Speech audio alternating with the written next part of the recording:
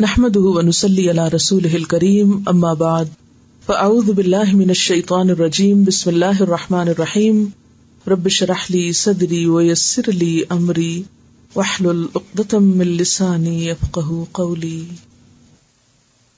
سبق نمبر 221 آیت نمبر 36 سے 44 تک، لیسن نمبر 221 آیت 36 to 44۔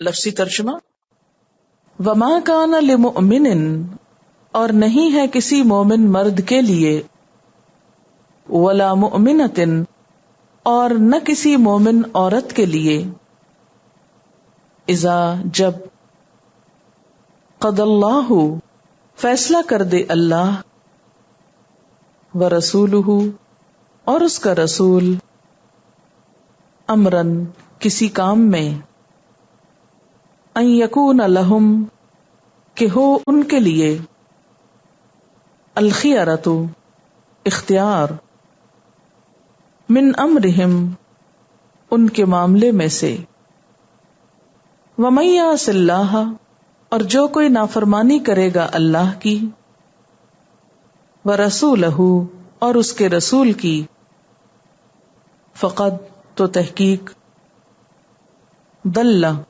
وہ بھٹک گیا، ضلالا مبینا، بھٹکنا کھلم کھلا، وَإِذْ تَقُولُ، اور جب تم کہہ رہے تھے، للذی، اس شخص سے، انعم اللہ، انعام کیا، احسان کیا اللہ نے، علیہ، اس پر، وَأَنْعَمْتَ علیہ، اور انعام کیا تو نے اس پر، امسک، روک رکھ، علیکا، اپنے اوپر، زوجک، اپنی بیوی، واتق اللہ، اور ڈرو اللہ سے، وتخفی، اور تم چھپائے ہوئے تھے، فی نفسک، اپنے نفس میں، اپنے دل میں، ماللہ، جو اللہ،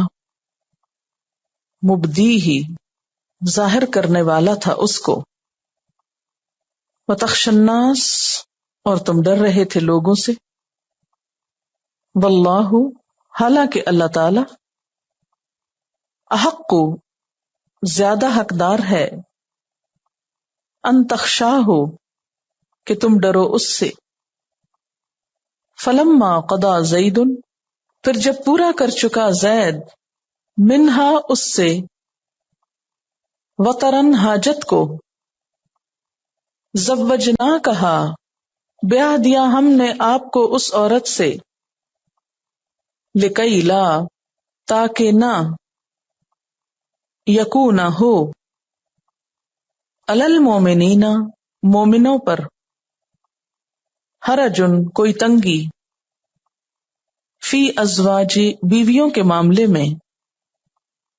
ادعیائہم، اپنے منہ بولے بیٹوں کی، اذا قضوا، جب وہ پورا کر چکے، منہن، ان سے، وطرن، حاجت کو، وکانا، اور ہے، امر اللہ، حکم اللہ کا، مفعولا، ہو کر رہنے والا، ما کانا، نہیں ہے، علی النبی، نبی صلی اللہ علیہ وسلم پر، من حرجن، کوئی حرج، فیما، اس معاملے میں جو، فرض اللہ، مقرر کیا اللہ نے، لہو، اس کے لیے، سنت اللہ، اللہ کا طریقہ، فی الذین، ان لوگوں میں، خلو، جو گزر چکے، من قبل، اس سے پہلے، وکان امر اللہ، اور ہے حکم اللہ کا، قدرن، اندازے میں، مقدورا، مقرر کیا ہوا، الذین، وہ لوگ، یبلغون، جو پہنچاتے ہیں، رسالات اللہ، اللہ کے پیغامات، وَيَخْشَوْنَهُ اور ڈرتے ہیں اسی سے، وَلَا يَخْشَوْنَ أَحَدًا اور نہیں ڈرتے کسی ایک سے، إِلَّا اللَّهَ سوائے اللہ کے، وَكَفَى بِاللَّهِ اور کافی ہے اللہ، حسیبا حساب لینے والا۔ ما کان محمد نہیں ہے محمد صلی اللہ علیہ وسلم، ابا باپ، احد کسی ایک کے، من رجالکم تمہارے مردوں میں سے، ولیکن لیکن رسول اللہ اللہ کے رسول ہیں، وخاتم النبیین اور خاتم النبیین، وکان اللہ اور ہے اللہ، بکل شیء علیما ہر چیز کو جاننے والا۔ یا ایھا الذین آمنوا اے لوگو جو ایمان لائے ہو، اذکروا اللہ ذکر کرو اللہ کا، یاد کرو اللہ کو، ذکرن کثیرا ذکر کثرت سے، ذکر بہت زیادہ، وسبحوہ اور تسبیح کرو اس کی، بکرتن صبح، واصیلا اور شام، هو الذی وہ اللہ وہ ذات ہے، یصلی جو رحمت بھیجتا ہے، علیکم تم پر، وملائکتہ اور اس کے فرشتے، لیخرجکم تاکہ وہ نکالے تم کو، من الظلمات اندھیروں سے، الی النور روشنی کی طرف، وکان اور ہے، بالمؤمنین ساتھ مومنوں کے، رحیما رحم فرمانے والا، تحیتہم ان کی پکار ان کی دعا، یوم جس دن، یلقونہ وہ ملیں گے اس سے، سلام سلام ہوگی، وأعد لہم اور اس نے تیار کیا ان کے لیے، اور نہیں ہے کسی مومن کے لیے، کیا نہیں ہے؟ حق نہیں ہے، جائز نہیں ہے، درست نہیں ہے، ولا مؤمنۃ اور نہ کسی مومن عورت کے لیے، اذا جب، قضى اللہ فیصلہ کر دے اللہ، ورسولہ اور اس کا رسول، امرن کسی کام میں یا کسی کام کا، ان یکون لہم کہ ہو ان کے لیے، الخیرۃ کوئی اختیار، من امرہم ان کے کام کا یا ان کے کام میں سے یا اس فیصلے میں سے، ومن یعص اللہ اور جو نافرمانی کرے گا اللہ کی، ورسولہ اور اس کے رسول کی، فقد ضل پس تحقیق وہ بھٹک گیا، گمراہ ہو گیا، ضلالا مبینا گمراہ ہونا کھلم کھلا۔ اللہ تعالیٰ نے انسان کو اس دنیا میں اختیار کے ساتھ پیدا کیا ہے۔ سورج چاند تاروں کے پاس اختیار نہیں ہے، لیکن انسان کے پاس اختیار ہے، آزادی ہے، اگرچہ محدود ہے لیکن انسان اپنی مرضی کر سکتا ہے۔ اس کے ساتھ ساتھ اللہ سبحانہ وتعالیٰ نے انسان کی ہدایت اور رہنمائی کے لیے کتابیں بھیجی، رسول بھیجے، اور ان کے لیے کیا اچھا ہے اور کیا برا ہے واضح کر دیا۔ پھر انہیں اللہ اور رسول کی پیروی کا حکم بھی دیا، اور کس طرح کی پیروی کا؟ کہ جب اللہ اور اس کا رسول کسی بات کا فیصلہ کر دیں، قضا کہتے ہیں قولاً یا عملاً کسی کام کا فیصلہ کرنا، پورا کرنا، یعنی بات سے یا پھر عمل سے، یعنی اللہ سبحانہ وتعالی جب کسی آیت کے ذریعے، اپنی کسی بات کے ذریعے یا حکم کے ذریعے کسی بات کا فیصلہ کر دیں، اور وہ فیصلہ خواہ شرعی ہو یا کونی ہو، کسی انسان کے لیے شریعت کا کوئی حکم ہو یا پھر اس کی مثلاً موت کا فیصلہ ہو، تو پھر انسان کے پاس اختیار نہیں رہتا۔ کس بات کا اختیار؟ کہ وہ اپنی مرضی کرے یا اللہ کے اس فیصلے کو بدلے۔ کچھ چیزوں کو تو انسان بدل سکتا ہی نہیں، جیسے کسی کی موت کا فیصلہ، لیکن شریعت کے کچھ احکامات ایسے ہیں کہ جن کو اگر انسان چاہے تو مانے، اور اگر وہ نہ چاہے تو وقتی طور پر ان سے انکار بھی کر سکتا ہے اور ان کو بدل بھی سکتا ہے، تحریف بھی کر سکتا ہے، کچھ سے کچھ بھی کر سکتا ہے۔ لیکن سچا ایمان کیا تقاضا کرتا ہے کہ جب اللہ کا کوئی فیصلہ آ جائے تو پھر انسان اس کو قبول کر لے، مان لے، پھر اپنا اختیار واپس لے لے۔ یہاں پر خیارہ کا لفظ جو ہے یہ اختیار کے معنوں میں ہے، خارہ یخیرو سے ہے، خیر کا لفظ بھی اسی سے ہے، اس کا روٹ خے یہ رے ہے، اور خیر کس کو کہتے ہیں؟ بھلائی کو۔ تو مراد یہ ہے کہ خیر تو صرف اللہ اور رسول کے فیصلوں میں ہے۔ انسان کا ایمان کس بات کا تقاضا کرتا ہے کہ انسان کیا کرے؟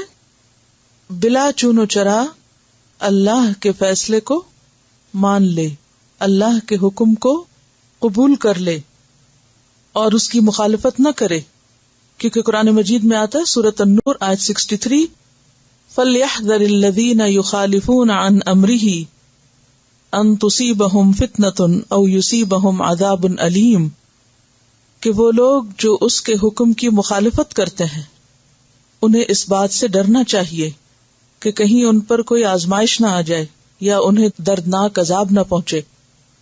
یعنی اگرچہ انسان کے پاس اختیار ہے، لیکن اس کے باوجود اگر انسان اللہ کے حکم کی پیروی نہیں کرتا تو اس کی شدید پکڑ بھی ہو سکتی ہے۔ دنیا میں بھی انسان پر کوئی سخت آزمائش آ سکتی ہے اور آخرت میں دردناک عذاب کا سامنا ہو سکتا ہے۔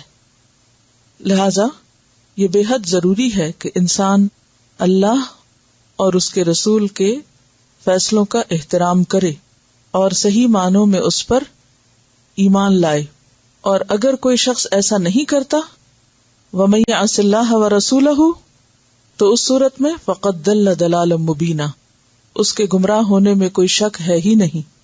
اس کی گمراہی کیسی گمراہی ہے؟ واضح، صریح۔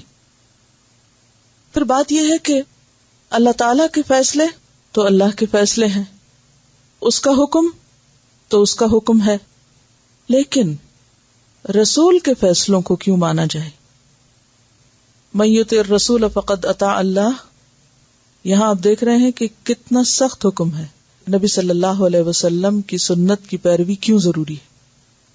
کہ ہمارے پاس نہ صرف یہ کہ اللہ بلکہ اس کے رسول کا حکم آنے کے بعد اپنا کوئی اختیار باقی نہیں رہتا، اور اگر کوئی ان کی نافرمانی کرتا ہے، اور نافرمانی میں بھی آپ دیکھیے کہ وَمَن يَعْصِ اللَّهَ نہیں صرف کہا بلکہ کیا کہا؟ وَمَن يَعْصِ اللَّهَ وَرَسُولَهُ، تو جو شخص رسول کی نافرمانی کرے گا اس کے گمراہ ہونے میں کوئی شک ہے ہی نہیں۔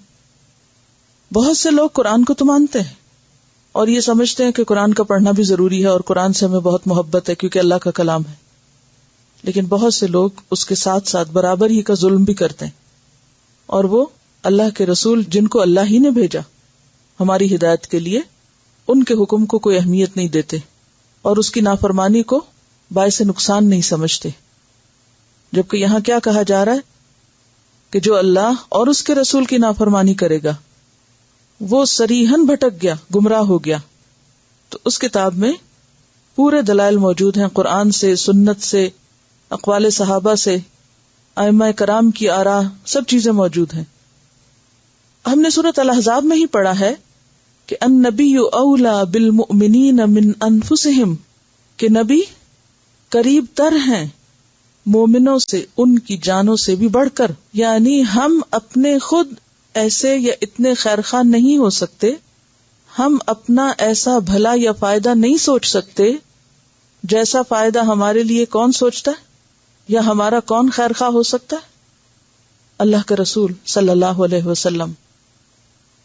اللہ کے رسول صلی اللہ علیہ وسلم کی پیروی سے کون سی چیز روکتی ہے انسان کو؟ خواہشات نفس کی پیروی. انسان سنت کی پیروی کیوں نہیں کرنا چاہتا؟ کیونکہ اپنی مرضی کرنا چاہتا ہے، اور دین کو بھی اپنی مرضی کے مطابق لینا چاہتا ہے، قرآن کی بھی منمانی تفسیر کرنا چاہتا ہے، قرآنی آیات کو بھی اپنی خواہش نفس کے مطابق انٹرپریٹ کرنا چاہتا ہے، تاکہ جس طرح جیسے جی چاہے اس پر عمل کیا جائے اور بظاہر یہ ظاہر کیا جائے کہ ہم قرآن پہ چل رہے ہیں. جب تک صاحب قرآن، جس کو قرآن دیا گیا، اس کے بارے میں انسان کو معلوم نہ ہو اور جس طرح قرآن پر انہوں نے عمل کیا وہ نمونہ ہمارے سامنے نہ ہو، اور جس طرح قرآن کی تفسیر اور تبیین آپ نے فرمائی وہ اگر معلوم نہ ہو تو قرآن پر بھی عمل نہیں ہو سکتا. کیونکہ نبی صلی اللہ علیہ وسلم کو اللہ تعالیٰ نے کس لیے بھیجا تھا اور آپ کی طرف قرآن کس لیے بھیجا تھا؟ وَأَنزَلْنَا إِلَيْكَ الذِّكْرَ لِتُبَيِّنَ لِلنَّاسِ مَا نُزِّلَ إِلَيْهِمْ.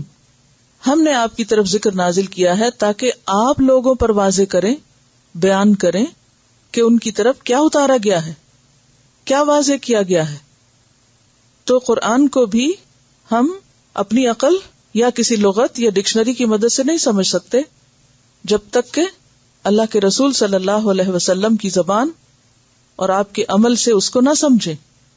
تو اس لیے یہاں پر کیا کہا گیا کہ کسی مومن کے پاس، خواہ وہ مرد ہو یا عورت ہو، مؤمنہ ہو، اس کے لیے اس بات کا کوئی اختیار ہی نہیں کہ جب اللہ اور اس کا رسول کسی معاملے میں کوئی فیصلہ کر دیں تو پھر وہ اپنا اختیار استعمال کریں، اور جو اللہ اور اس کے رسول کی نافرمانی کرے گا تو وہ صریحاً بھٹک جائے گا، اور جتنی بڑی نافرمانی ہوگی اتنا بڑا ضلال، اتنی بڑی گمراہی.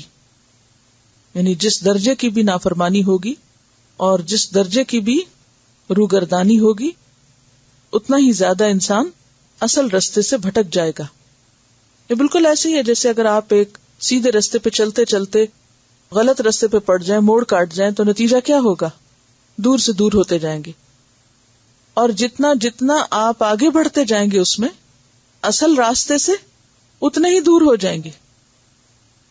وَإِذْ تَقُولُ، اور جب تم کہہ رہے تھے، لِلَّذِي، اس شخص سے، انعم اللہ، انعام کیا اللہ نے، علیہ، جس پر، وَأَنْعَمْتَ، اور انعام کیا تو نے، علیہ، اس پر، امسک، روک لو، علیکا، خود پر، زوجکا، اپنی بیوی کو، واتق اللہ، اور ڈرو اللہ سے، وتخفی فی نفسک، اور تم چھپا رہے تھے اپنے دل میں، ماللہ، جو کہ اللہ، مبدیہ، ظاہر کرنے والا تھا اس کو، وتخشا، اور تم ڈر رہے تھے، الناس، لوگوں سے، واللہ، اور اللہ، احق، زیادہ حقدار ہے، ان تخشاہ، کہ تم ڈرو اس سے.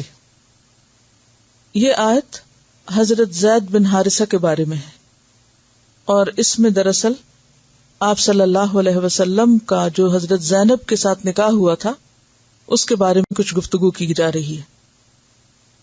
وَإِذْ تَقُولُ، میں تقولو سے مراد نبی صلی اللہ علیہ وسلم ہے، جب آپ کہہ رہے تھے، اور للذی میں الذی سے مراد زید بن حارثہ ہے.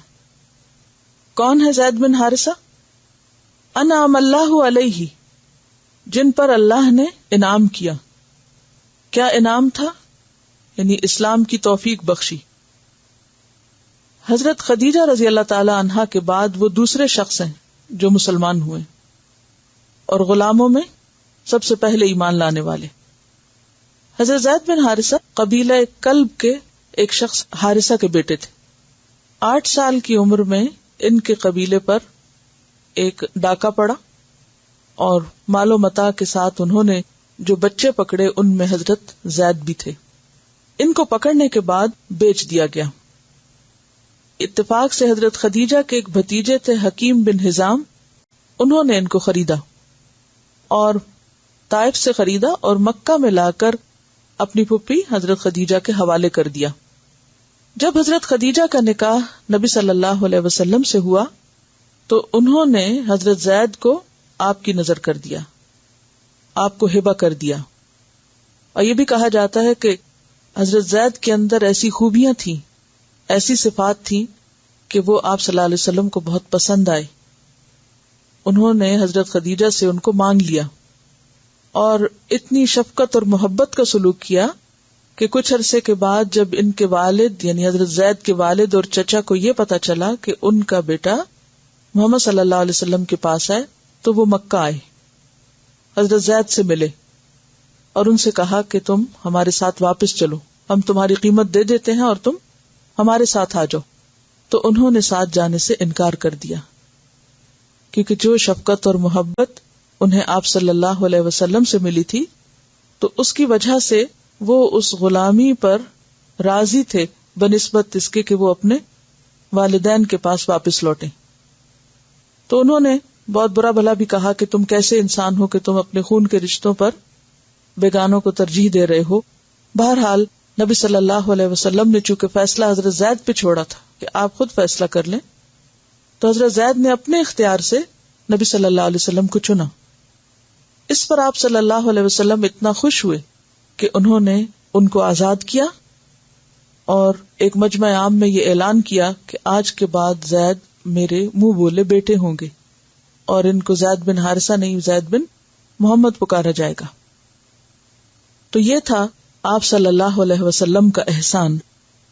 وَأَنْعَمْتَ عَلَيْهِ، تم نے بھی اس پر احسان کیا تھا۔ انعام بمانا احسان۔ کیا احسان تھا آپ کا؟ بیٹا بنایا، غلامی سے آزاد کیا، محبت دی، پروٹیکشن دی، اور پھر جب آپ بڑے ہوئے تو آپ کا نکاح اپنی پھوپھی زاد سے کیا۔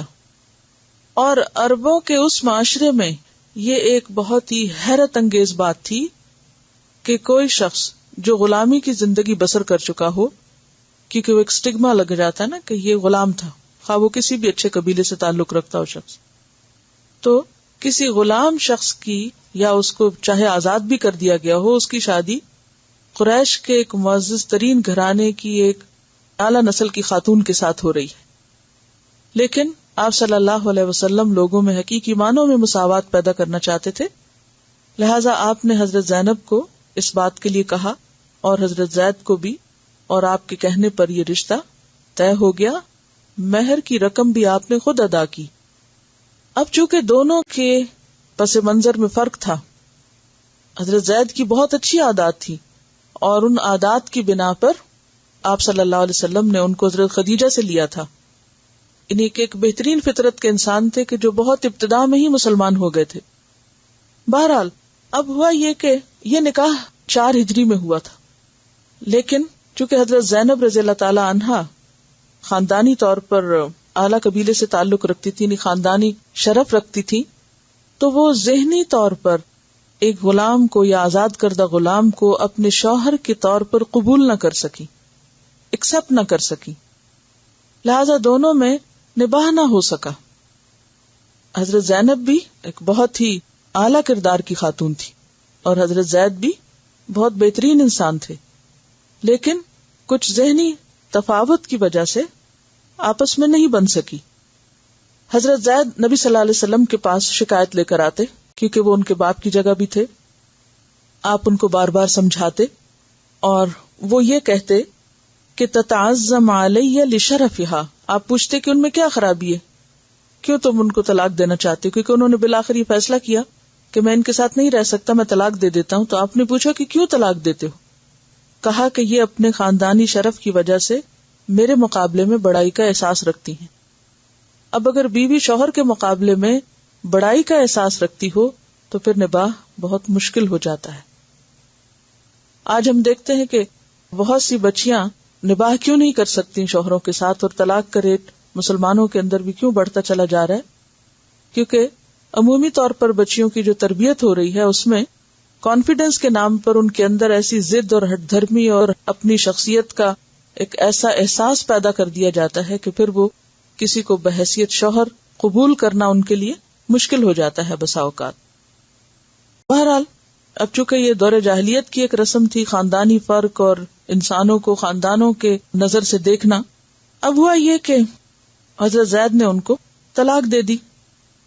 عربوں کے ہاں منہ بولا بیٹا بالکل حقیقی بیٹے کی طرح سمجھا جاتا تھا اور اس کی مطلقہ سے شادی کرنا حرام سمجھا جاتا تھا، اور یہ ایک بہت سخت قسم کی رسم تھی جو عربوں کے ہاں بہت قدم جما چکی تھی.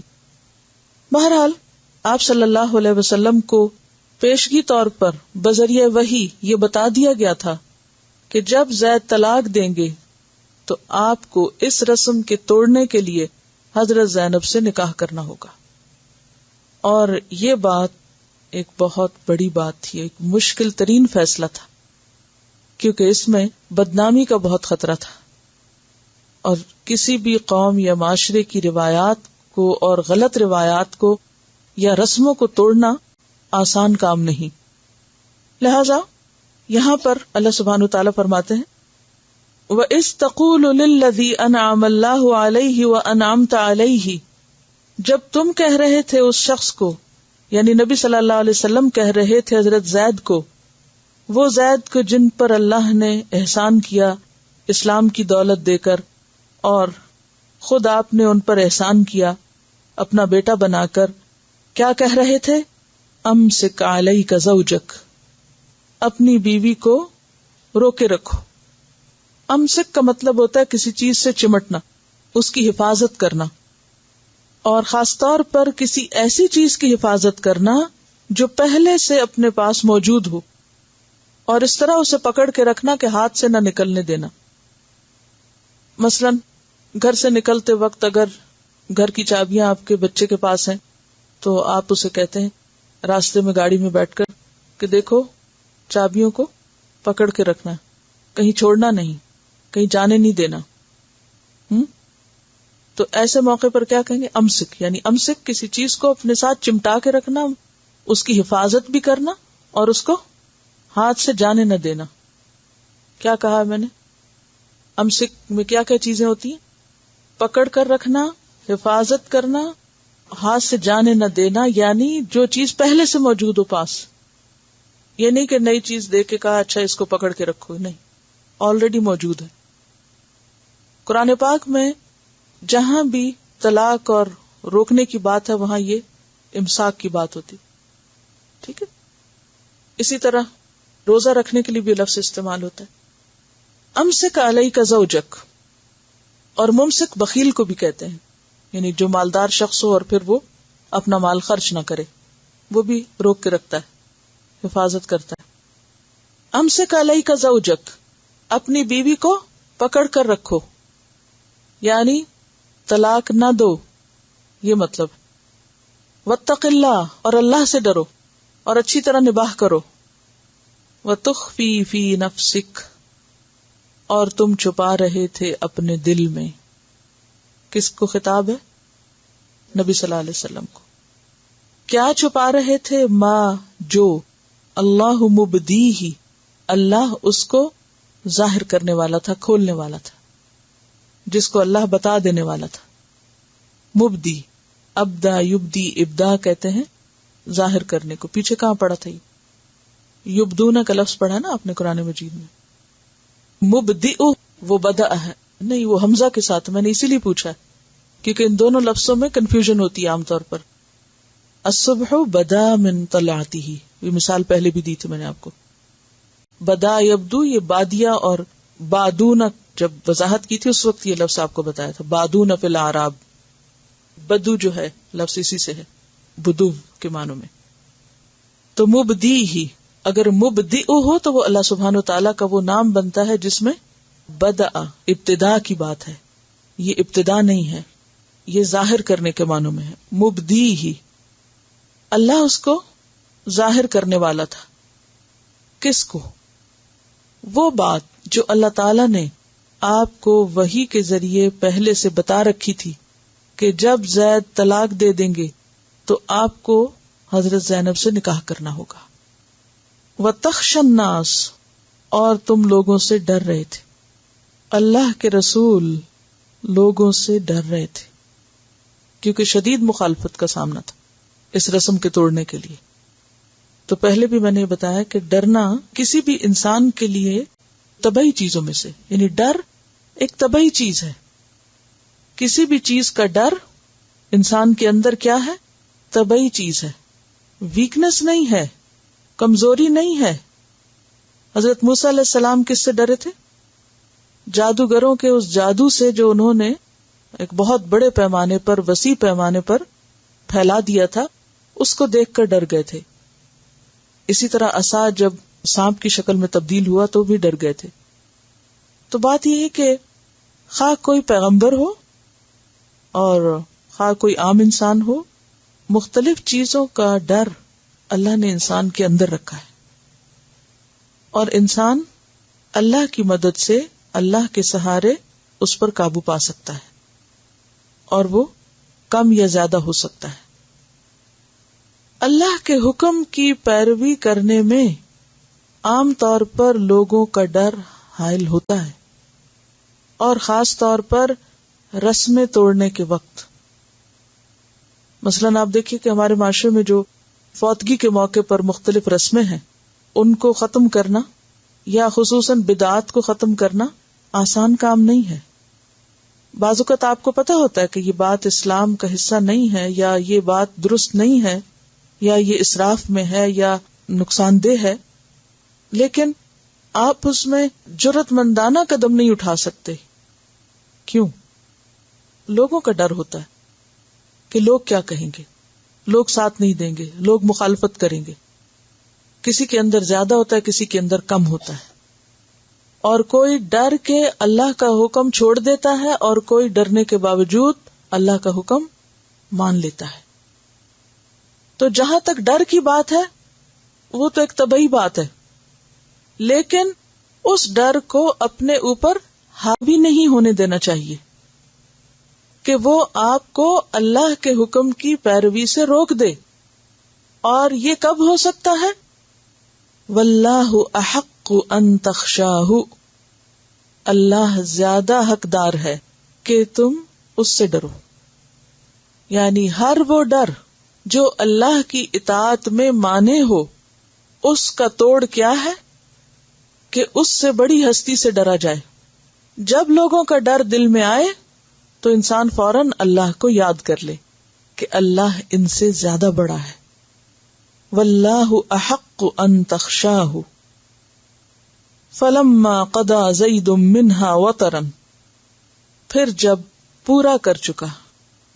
اب قضا کا پیچھے میں نے معنی بتایا نا، قولی یا عملی طور پر کسی کام کو پورا کرنا. تو قولی تو زبان سے کسی چیز کا فیصلہ کر دینا، اور یہاں قضا جو ہے وہ عملی طور پر ایک چیز کو پورا کرنا. فلما قضا زید، پھر جب زید پورا کر چکا. یہ واحد صحابی ہیں حضرت زید رضی اللہ عنہ کہ جن کا نام قرآن مجید میں آیا ہے. پھر جب پورا کر چکے زید، منہا اس سے، یعنی حضرت زینب سے، وطرن حاجت، یعنی حاجت زوجیت، زوجناکہا نکاح کر دیا ہم نے تیرا اس عورت سے، یعنی حضرت زینب سے. اللہ تعالیٰ نے خود نکاح کر دیا، پوچھا بھی نہیں، نہ حضرت زینب سے اور نہ ہی آپ صلی اللہ علیہ وسلم سے، کیونکہ اللہ کا فیصلہ تھا، اور اللہ سبحانہ تعالیٰ کو اس رسم کو توڑنا تھا جو انسانوں کے لیے ایک نقصان دہ رسم تھی. اس نکاح میں عام نکاح کی کوئی شرط بھی پوری کرنے کی ضرورت محسوس نہیں کی گئی. کیوں؟ اس لیے کہ اللہ کا فیصلہ تھا. یعنی معروف طریقے کے برعکس صرف اللہ کے حکم سے نکاح واقع ہو گیا، نہ نکاح خوانی ہوئی، نہ کوئی ولی بنا، نہ کوئی حق مہر، اور نہ کوئی گواہیاں، جو کہ عام طور پر ایک نکاح کے لیے ضروری شرائط ہوتی ہیں. حضرت انس کہتے ہیں کہ حضرت زینب آپ صلی اللہ علیہ وسلم کی دوسری بیویوں پر فخر کیا کرتی کہ تم کو تو تمہارے اولیاء نے بیاہا ہے، یعنی تمہارے تو ولیوں نے تمہیں نکاح میں دیا ہے، اور مجھے اللہ نے 7 آسمانوں کے اوپر سے بیاہ دیا. یہ بخاری کی روایت ہے. زوجناکہا، ہم نے آپ کا نکاح کر دیا. کیوں کر دیا؟ لکی لا یکون، تاکہ نہ ہو علی المؤمنین حرج، مومنوں پر کوئی حرج. حرج کہتے ہیں دل کی گھٹن کو، اور ناجائز پابندیوں سے دل کا تنگ ہونا. حرج کیا ہے؟ ناجائز پابندیوں سے دل کا تنگ ہونا.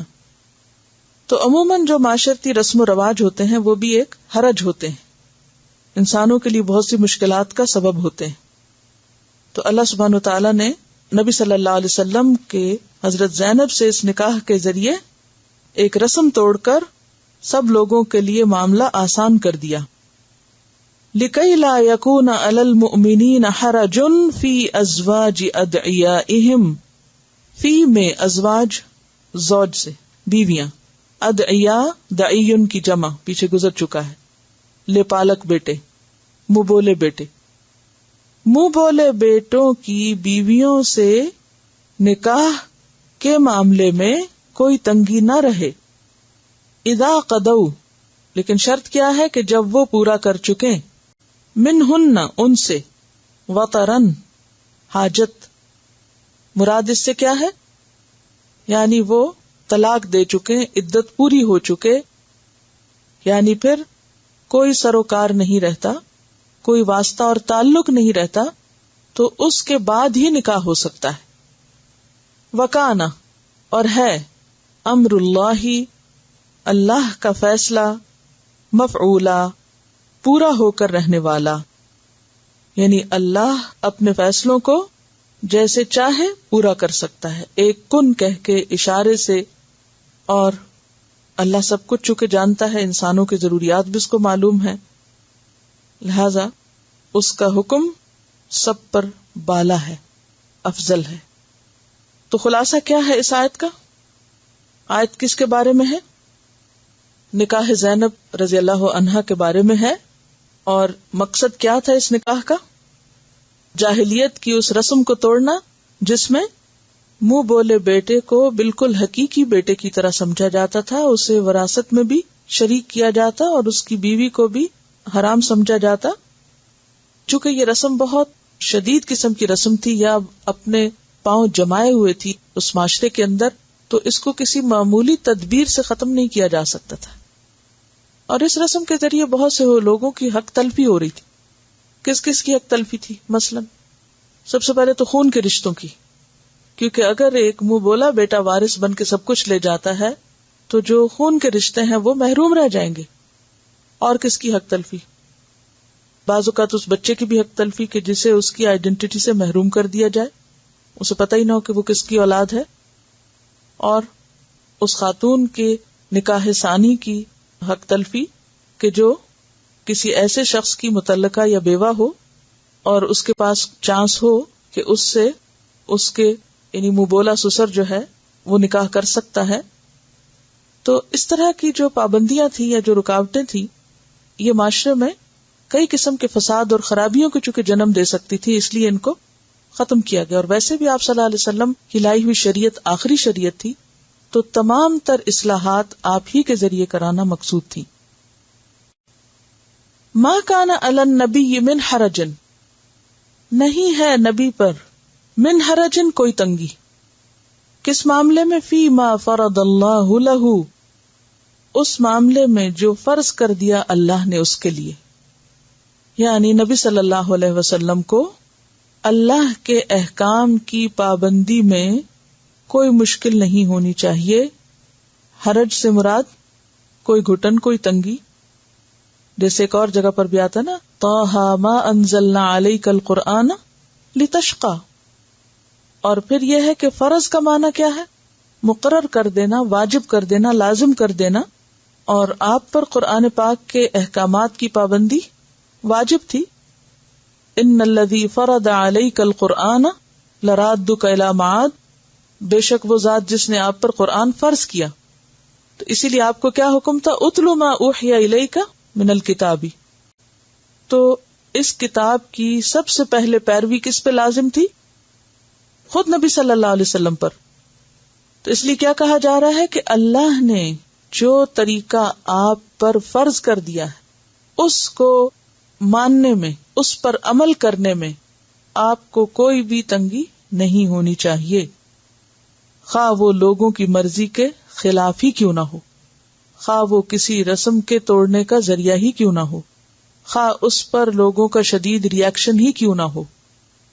سنت اللہ، یہ اللہ کا طریقہ ہے، فی الذین، ان لوگوں کے معاملے میں، خلو من قبل، جو اس سے پہلے گزر چکے.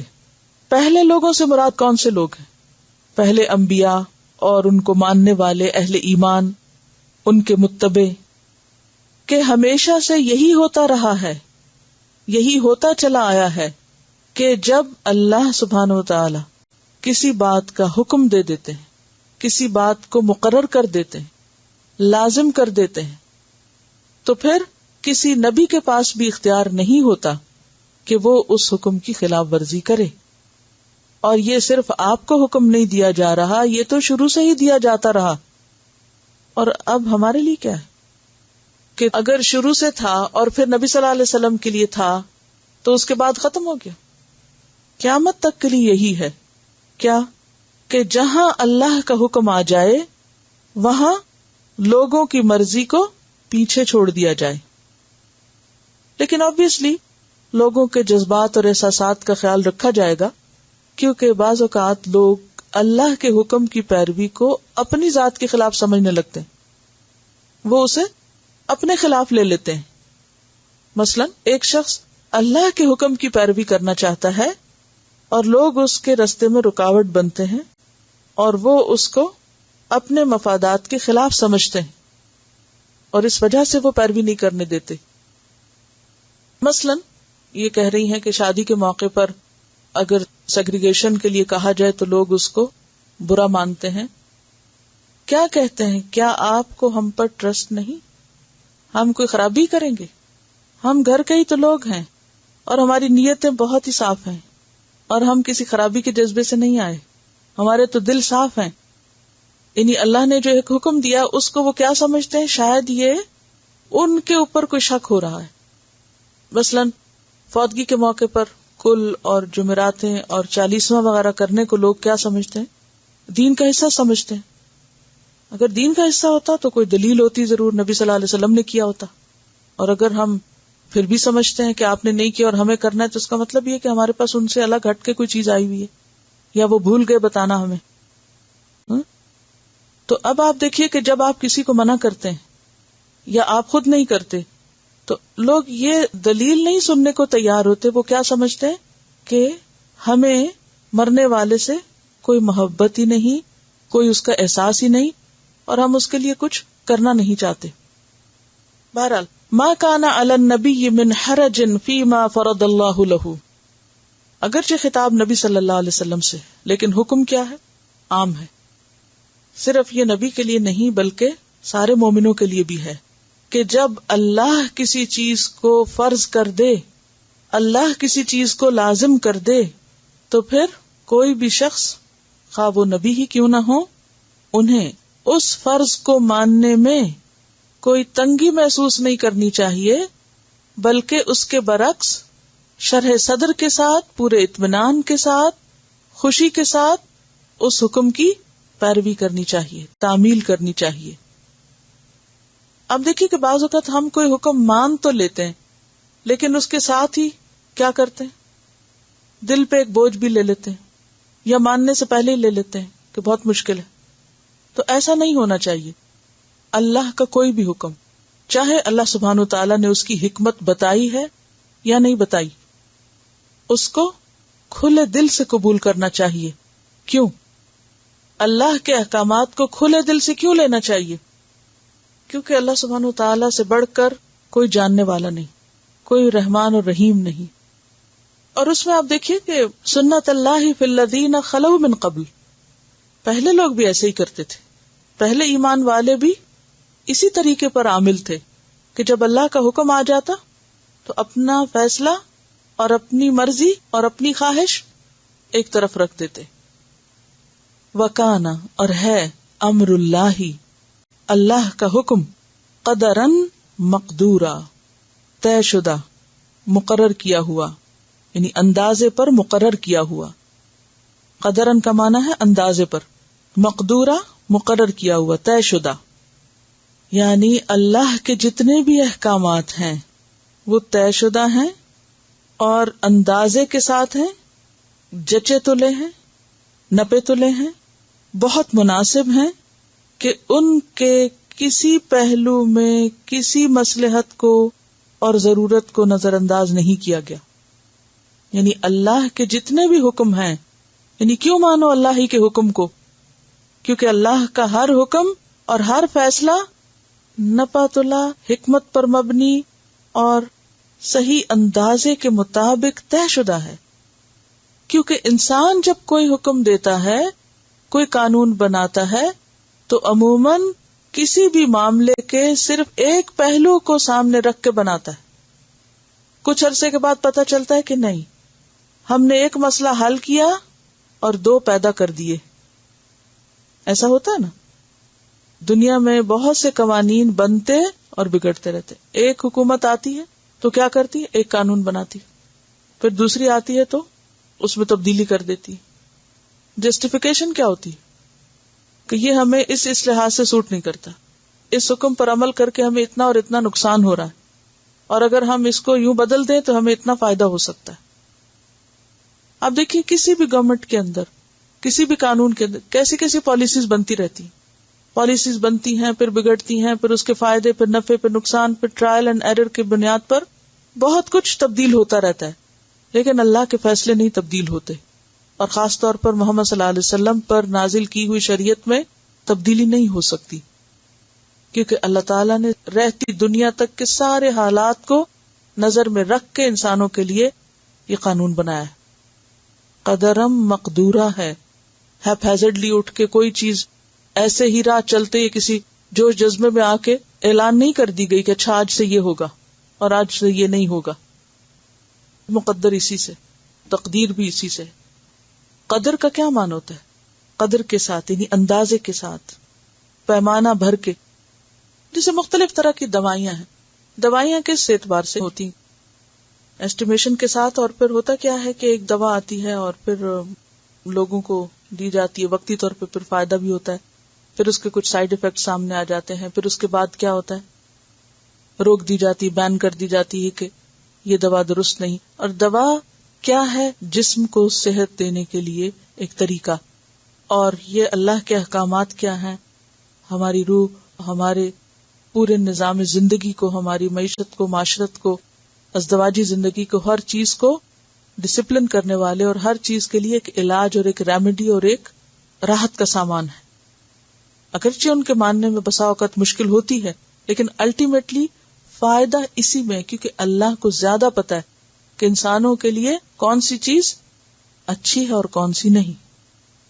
وہ تو ڈے 1 سے جو 2.5% زکوٰۃ ہے وہی ہے، نہ وہ بڑھے گی نہ گھٹے گی، اس میں تبدیلی نہیں. کیونکہ اللہ کو پتا ہے کہ اتنا فیصد ہر دور کے، ہر زمانے کے، ہر علاقے کے لوگ اپنے مال میں سے اتنا مال ہو تو نکال سکتے ہیں بسہولت. 3% بھی نہیں رکھا اور 2 بھی نہیں رکھا، 2.5 ہی رکھا. یہ ہے قدرم مقدورہ، اندازے کے ساتھ مقرر کر دیا. اب آپ اور میں تبدیل نہیں کر سکتے، ہماری کوئی سے نہیں ہے اس میں. تو اس لیے اللہ کے حکم کو ماننا پیغمبر کے لیے بھی اور پیغمبروں کے علاوہ دوسروں کے لیے بھی ضروری ہے، پہلوں کے لیے بھی اور پچھلوں کے لیے بھی، سب کے لیے. الذین یبلغون رسالات اللہ، وہ لوگ جو اللہ کے پیغامات پہنچاتے ہیں. بلغ یبلغ، تبلیغ کا کیا معنی ہوتا ہے؟ تھوڑا تھوڑا کر کے پہنچانا تاکہ لینے والا اس کو پوری طرح لے لے. باب تفعیل سے ہے، تھوڑا تھوڑا کر کے دینا. وہ لوگ جو اللہ کے پیغامات پہنچاتے ہیں. رسالات کس کی جمع ہے؟ رسالت ان کی. وَيَخْشَوْنَهُ، اور اسی سے ڈرتے ہیں. وَلَا يَخْشَوْنَ، اور نہیں وہ ڈرتے. أَحَدًا، کسی ایک سے. إِلَّا اللَّهَ، سوائے اللہ کے. وَكَفَى بِاللَّهِ حَسِيبًا، اور کافی ہے اللہ حساب لینے والا. حسیب کس کے وزن پر ہے؟ فعیل کے وزن پر بمانا فاعل، یعنی فاعل کے معنی میں، کیونکہ فعیل جو ہے یہ مفعول کے معنی میں بھی آتا ہے، تو یہاں فاعل کے معنی میں ہے، اور مبالغے کے لیے حاسب کی بجائے حسیب کہا گیا. وَكَفَى بِاللَّهِ حَسِيبًا. اب یہاں ان لوگوں کی تعریف کی جا رہی ہے جو کیا کام کرتے ہیں؟ اللہ کے پیغامات لوگوں تک پہنچاتے ہیں اور بہت اچھے طریقے سے پہنچاتے ہیں.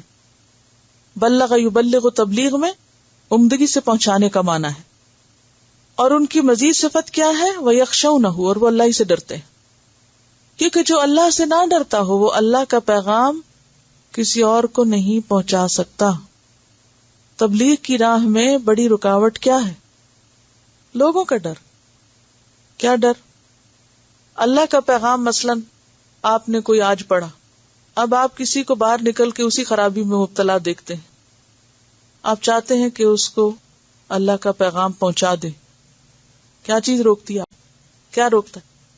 کوئی کہے گا یہ بہت بیکورڈ ہے، ملانی ہے، اور مخالفت کہ مخالفت ہوگی، یہ سنے گا نہیں، ریجیکشن کا ڈر، لوگ سوشل بائیکاٹ کر دیں گے، لوگ ہم سے ملنا جلنا چھوڑ دیں، یہ دوستی چھوٹ جائے گی، مفادات چلے جائیں گے، اور کیا ہوگا، لوگ بات نہیں کریں گے ہم سے، وغیرہ وغیرہ بہت سی باتیں ہو سکتی.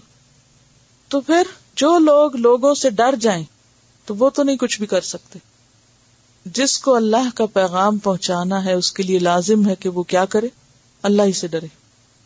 اور صرف یہ نہیں کہا وہ اس سے ڈرتے ہیں، یہ بھی ساتھ کہا وَلَا يَخْشَوْنَ أَحَدًا إِلَّا اللَّهَ، اللہ کے سوا کسی اور سے ڈرتے ہی نہیں ہیں. کیونکہ جو ہی کوئی شخص اللہ کا پیغام پہنچاتا ہے تو لوگ اس کو اپنی ذات کے مقاصد مفادات کے خلاف سمجھتے ہیں. پھر وہ کیا کرتے ہیں؟ جوابی اٹیک کرتے ہیں کہ یہ روشنی نہ پھیلائے، اس نے روشنی پھیلا دی تو کیا ہوگا؟ ہماری خرابیاں کھل کے سامنے آنے لگیں گی، لہذا بہتر ہے اسی کو روک دو. اب کیا ہے کہ جو شخص ڈٹرمنٹ ہے کہ وہ اللہ کا پیغام پہنچائے گا تو پھر وہ اسی صورت میں کامیاب ہوگا جب وہ لوگوں کا ڈر اور لوگوں کی مخالفت کا خوف اپنے اندر سے نکالے گا. وَلَا يَخْشَوْنَ أَحَدًا إِلَّا اللَّهَ وَكَفَى بِاللَّهِ حَسِيبًا. یہ کیوں کہا گیا کہ اللہ حساب لینے کے لیے کافی ہے؟ کس کا حساب لینے کے لیے؟ لوگوں کا جو مخالفت کرتے ہیں، ان سے اللہ نبٹ لے گا. چلیے اس کی تلاوت، نبی صلی اللہ علیہ وسلم کا اس موقع پر ایک ڈر محسوس کرنا اور پھر قرآن میں اس کو کھول دینا، اس کی کیا حکمت ہے؟ یعنی اللہ چاہتے تو یہ ہمیں نہ بتاتے کہ نبی صلی اللہ علیہ وسلم اس بات سے ڈر رہے تھے، کیوں بتایا گیا؟ نبی صلی اللہ علیہ وسلم کی مثال ہمارے سامنے رکھ دی گئی کیونکہ آپ کے بعد جو لوگ بھی تبلیغ کا کام کریں، جو لوگ بھی لوگوں کی اصلاح کا کام کریں، اور جو لوگ بھی لوگوں کی مخالفت کو فیس کریں، اگر وہ یہ نہیں جانیں گے کہ نبی صلی اللہ علیہ وسلم کی جب مخالفت ہوئی تو ان پر کیا کچھ گزرا، آپ غمگین بھی ہوئے، آپ خوش بھی ہوئے، آپ ڈرے بھی، آپ پریشان بھی ہوئے، لیکن اس کے باوجود آپ نے اپنا کام نہیں چھوڑا. تو یہ سب چیزیں تو زندگی کے ساتھ ساتھ ہیں، کیفیات بدلتی رہیں گی، حالات بدلتے رہیں گے، طرح طرح کی مشکلات سامنے آئیں گی، یہ سب کچھ زندگی کا حصہ ہے. لیکن ان میں سے کوئی ایک چیز بھی انسان کے راستے کی رکاوٹ نہ بنے. آپ ہمارے لیے اسوہ حسنہ ہے نا، تو وہ اسوہ حسنہ صرف ظاہری اور چند ایسی چیزوں میں کہ جو ایک لگی بندھی روٹین کی ہو، کیونکہ جب ہم یہ کہتے نہیں، آیت پڑھتے بھی ہیں کہ آپ ہمارے لیے اسوہ حسنہ ہیں، تو ہم بڑی بڑی باتیں کرتے ہیں، معاشرتی زندگی، معاشی زندگی، اور یہ قانون اور وہ قانون، اور وہ اندر کے جذبات اور احساسات اور وہ چیزیں کہ جو ہر وقت ہر انسان کے ساتھ ہیں، ان چیزوں کو ہم فراموش کر دیتے ہیں، قریب کی چیزوں کو نہیں دیکھتے. تو نتیجہ کیا ہوتا ہے کہ پھر ہم وہ کام بھی نہیں کر سکتے جو آپ نے کیا. ہم آپ کی ہستی کو یہ سمجھنے لگتے ہیں کہ آپ کوئی مافوق الفطرت ہستی، سپر ہیومن کوئی چیز ہے، لہذا آپ تو یہ سب کچھ کر سکتے تھے، آپ کو تو نہ کوئی ڈر لگتا تھا اور نہ ہی آپ کو کوئی غم ہوتا تھا اور نہ ہی کوئی دکھ پہنچتا تھا اور نہ کوئی تکلیف ہوتی تھی اور نہ شاید کوئی بھوک لگتی تھی اور نہ پیاس لگتی تھی. یہ سب کچھ تھا. آپ رسول کے ساتھ ایک انسان بھی تھے اور اللہ نے آپ کو چنا اس کام کے لیے، اور آپ نے اپنی ذمہ داری کو پورا کیا اور ان ذمہ داریوں کو پورا کرنے میں پھر کوئی حرج محسوس نہیں کیا، ہر حال میں اس کو قبول کیا. اور یہی ہمارے لیے اسوہ حسنہ ہے کیونکہ پہلے آپ کی بات ہوئی اور پھر الذین یبلغون رسالات اللہ. اس سے مراد صرف رسول نہیں ہے، وہ سب اس میں شامل ہیں کہ جو رسولوں کے علاوہ بھی اللہ کا پیغام لوگوں تک پہنچائیں. اس سے ہمیں ایک بہت زبردست قسم کی انکریجمنٹ ملتی ہے کہ اگر اللہ کے رسول صلی اللہ علیہ وسلم نے یہ کام کیا تو پھر اور لوگ بھی مخالفتوں کے باوجود آپ کی امت میں سے کر سکتے ہیں. اس وقت بھی یہ تھا اور اب بھی، لیکن یہی تو امتحان ہے، یہی تو ٹیسٹ ہے. آپ کا بھی ایک امتحان تھا اور اس کے بعد باقی لوگوں کا بھی ایک امتحان ہے کہ اللہ کے حکم کو ماننے میں کبھی کوئی چیز آڑے نہ آئے، خواہ انسان کا اپنا نفس یا جذبات یا احساسات یا کوئی بھی چیز ہو، کوئی چیز مرضی کے مطابق لگے یا خلاف لگے. پھر فرمایا ما کان محمد ابا احد من رجالکم، ما کان محمد، نہیں ہے محمد صلی اللہ علیہ وسلم. اور یہاں رسول نہیں کہا، نبی نہیں کہا، کچھ اور نہیں، شخصی نام لیا آپ کا، ذاتی نام. ابا احد، باپ کسی ایک کے، یعنی یہ جو تم کہتے ہو کہ وہ زید کے منہ بولے باپ ہیں، وہ باپ نہیں ہیں، کسی ایک کے بھی باپ نہیں ہیں. من رجالکم، تمہارے مردوں میں سے، یعنی تبنی کے اعتبار سے. نسب میں تو آپ کے بیٹے تھے نا، ٹھیک ہے نا، طاہر، طیب، قاسم، ابراہیم. اگرچہ وہ مرد یعنی بالغ ہونے سے پہلے ہی فوت ہو گئے تھے، لیکن آپ کے بیٹے تو تھے. تو اس آیت کا یہ مطلب نہیں کہ آپ کا کوئی بیٹا پیدا ہی نہیں ہوا تھا، پیدا ہوئے تھے لیکن وہ بچپن میں ہی فوت ہو گئے. ہاں، بیٹی کا بیٹا بھی بیٹے کی طرح ہی ہوتا ہے. حضرت حسن تھے، حسین تھے رضی اللہ عنہما، تو وہ بھی بیٹے تھے. تو یہاں مراد کیا ہے بیٹے سے؟ منہ بولے بیٹے، یعنی کوئی بھی تم میں سے محمد صلی اللہ علیہ وسلم کا جس کی طرف تم اشارہ کر رہے ہو حضرت زید، وہ حقیقی بیٹے نہیں ہیں. نہیں ہے محمد صلی اللہ علیہ وسلم تم میں سے کسی ایک کے والد، من رجالکم، تمہارے مردوں میں سے. ولیکن، لیکن رسول اللہ، اللہ کے رسول ہیں، اللہ کی طرف سے بھیجے ہوئے ہیں. آپ ساری امت کے لیے بے منزلہ باپ کے ہیں، صرف حضرت زید کے نہیں. ایک نبی ہونے کی حیثیت سے، ایک معلم ہونے کی حیثیت سے آپ سب کے باپ ہیں، لیکن اس معنی میں نہیں، یعنی تبنیت کے اعتبار سے نہیں. وخاتم النبیین، اور خاتم النبیین ہیں. نبیین جمع ہے نبی کی، اور خاتم کا لفظ جو ہے یہ ختم سے نکلا ہے. ختمہ کا معنی ہوتا ہے مہر لگانا. قرآن سے دلیل لائیے کہ ختمہ کا یہ معنی ہے ختم اللہ علی قلوبہم، اللہ نے ان کے دلوں پہ مہر لگا دی. اور مہر بمانا سٹیمپ کے نہیں ہے، سیل کے ہے، کیونکہ مہر کے دو معنی ہوتے ہیں. ایک مہر ہوتی ہے سٹیمپ اور ایک ہوتی ہے سیل. سیل کس لیے ہوتی ہے کہ نہ کوئی اندر چیز جا سکتی اور نہ ہی باہر نکل سکتی. تو جب یہ کہا گیا ختم اللہ علی قلوبہم، تو یہاں سٹیمپ ہے یا سیل ہے؟ سیل ہے. خاتم النبیین، نبیوں کی سیل ہے، یعنی نبیوں کی اب آمد کا سلسلہ ختم ہے، بند ہے.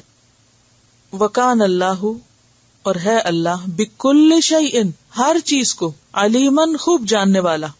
اللہ کو ہر چیز کا پتہ ہے، اسے یہ معلوم ہے کہ اب اس کے بعد کسی اور نبی کی ضرورت باقی نہیں رہی، نہ کسی نبی کی اور نہ کسی رسول کی. ایک اشکال جس کا پیچھے میں جواب دے چکی ہوں، دوبارہ دہرا دیتی ہوں اور آئندہ پوچھوں گی آپ سے کہ رسول اور نبی میں کیا فرق ہے. اور یہاں نبیین کہا گیا تو کیا آپ نبی تھے یا رسول تھے؟ دونوں تھے.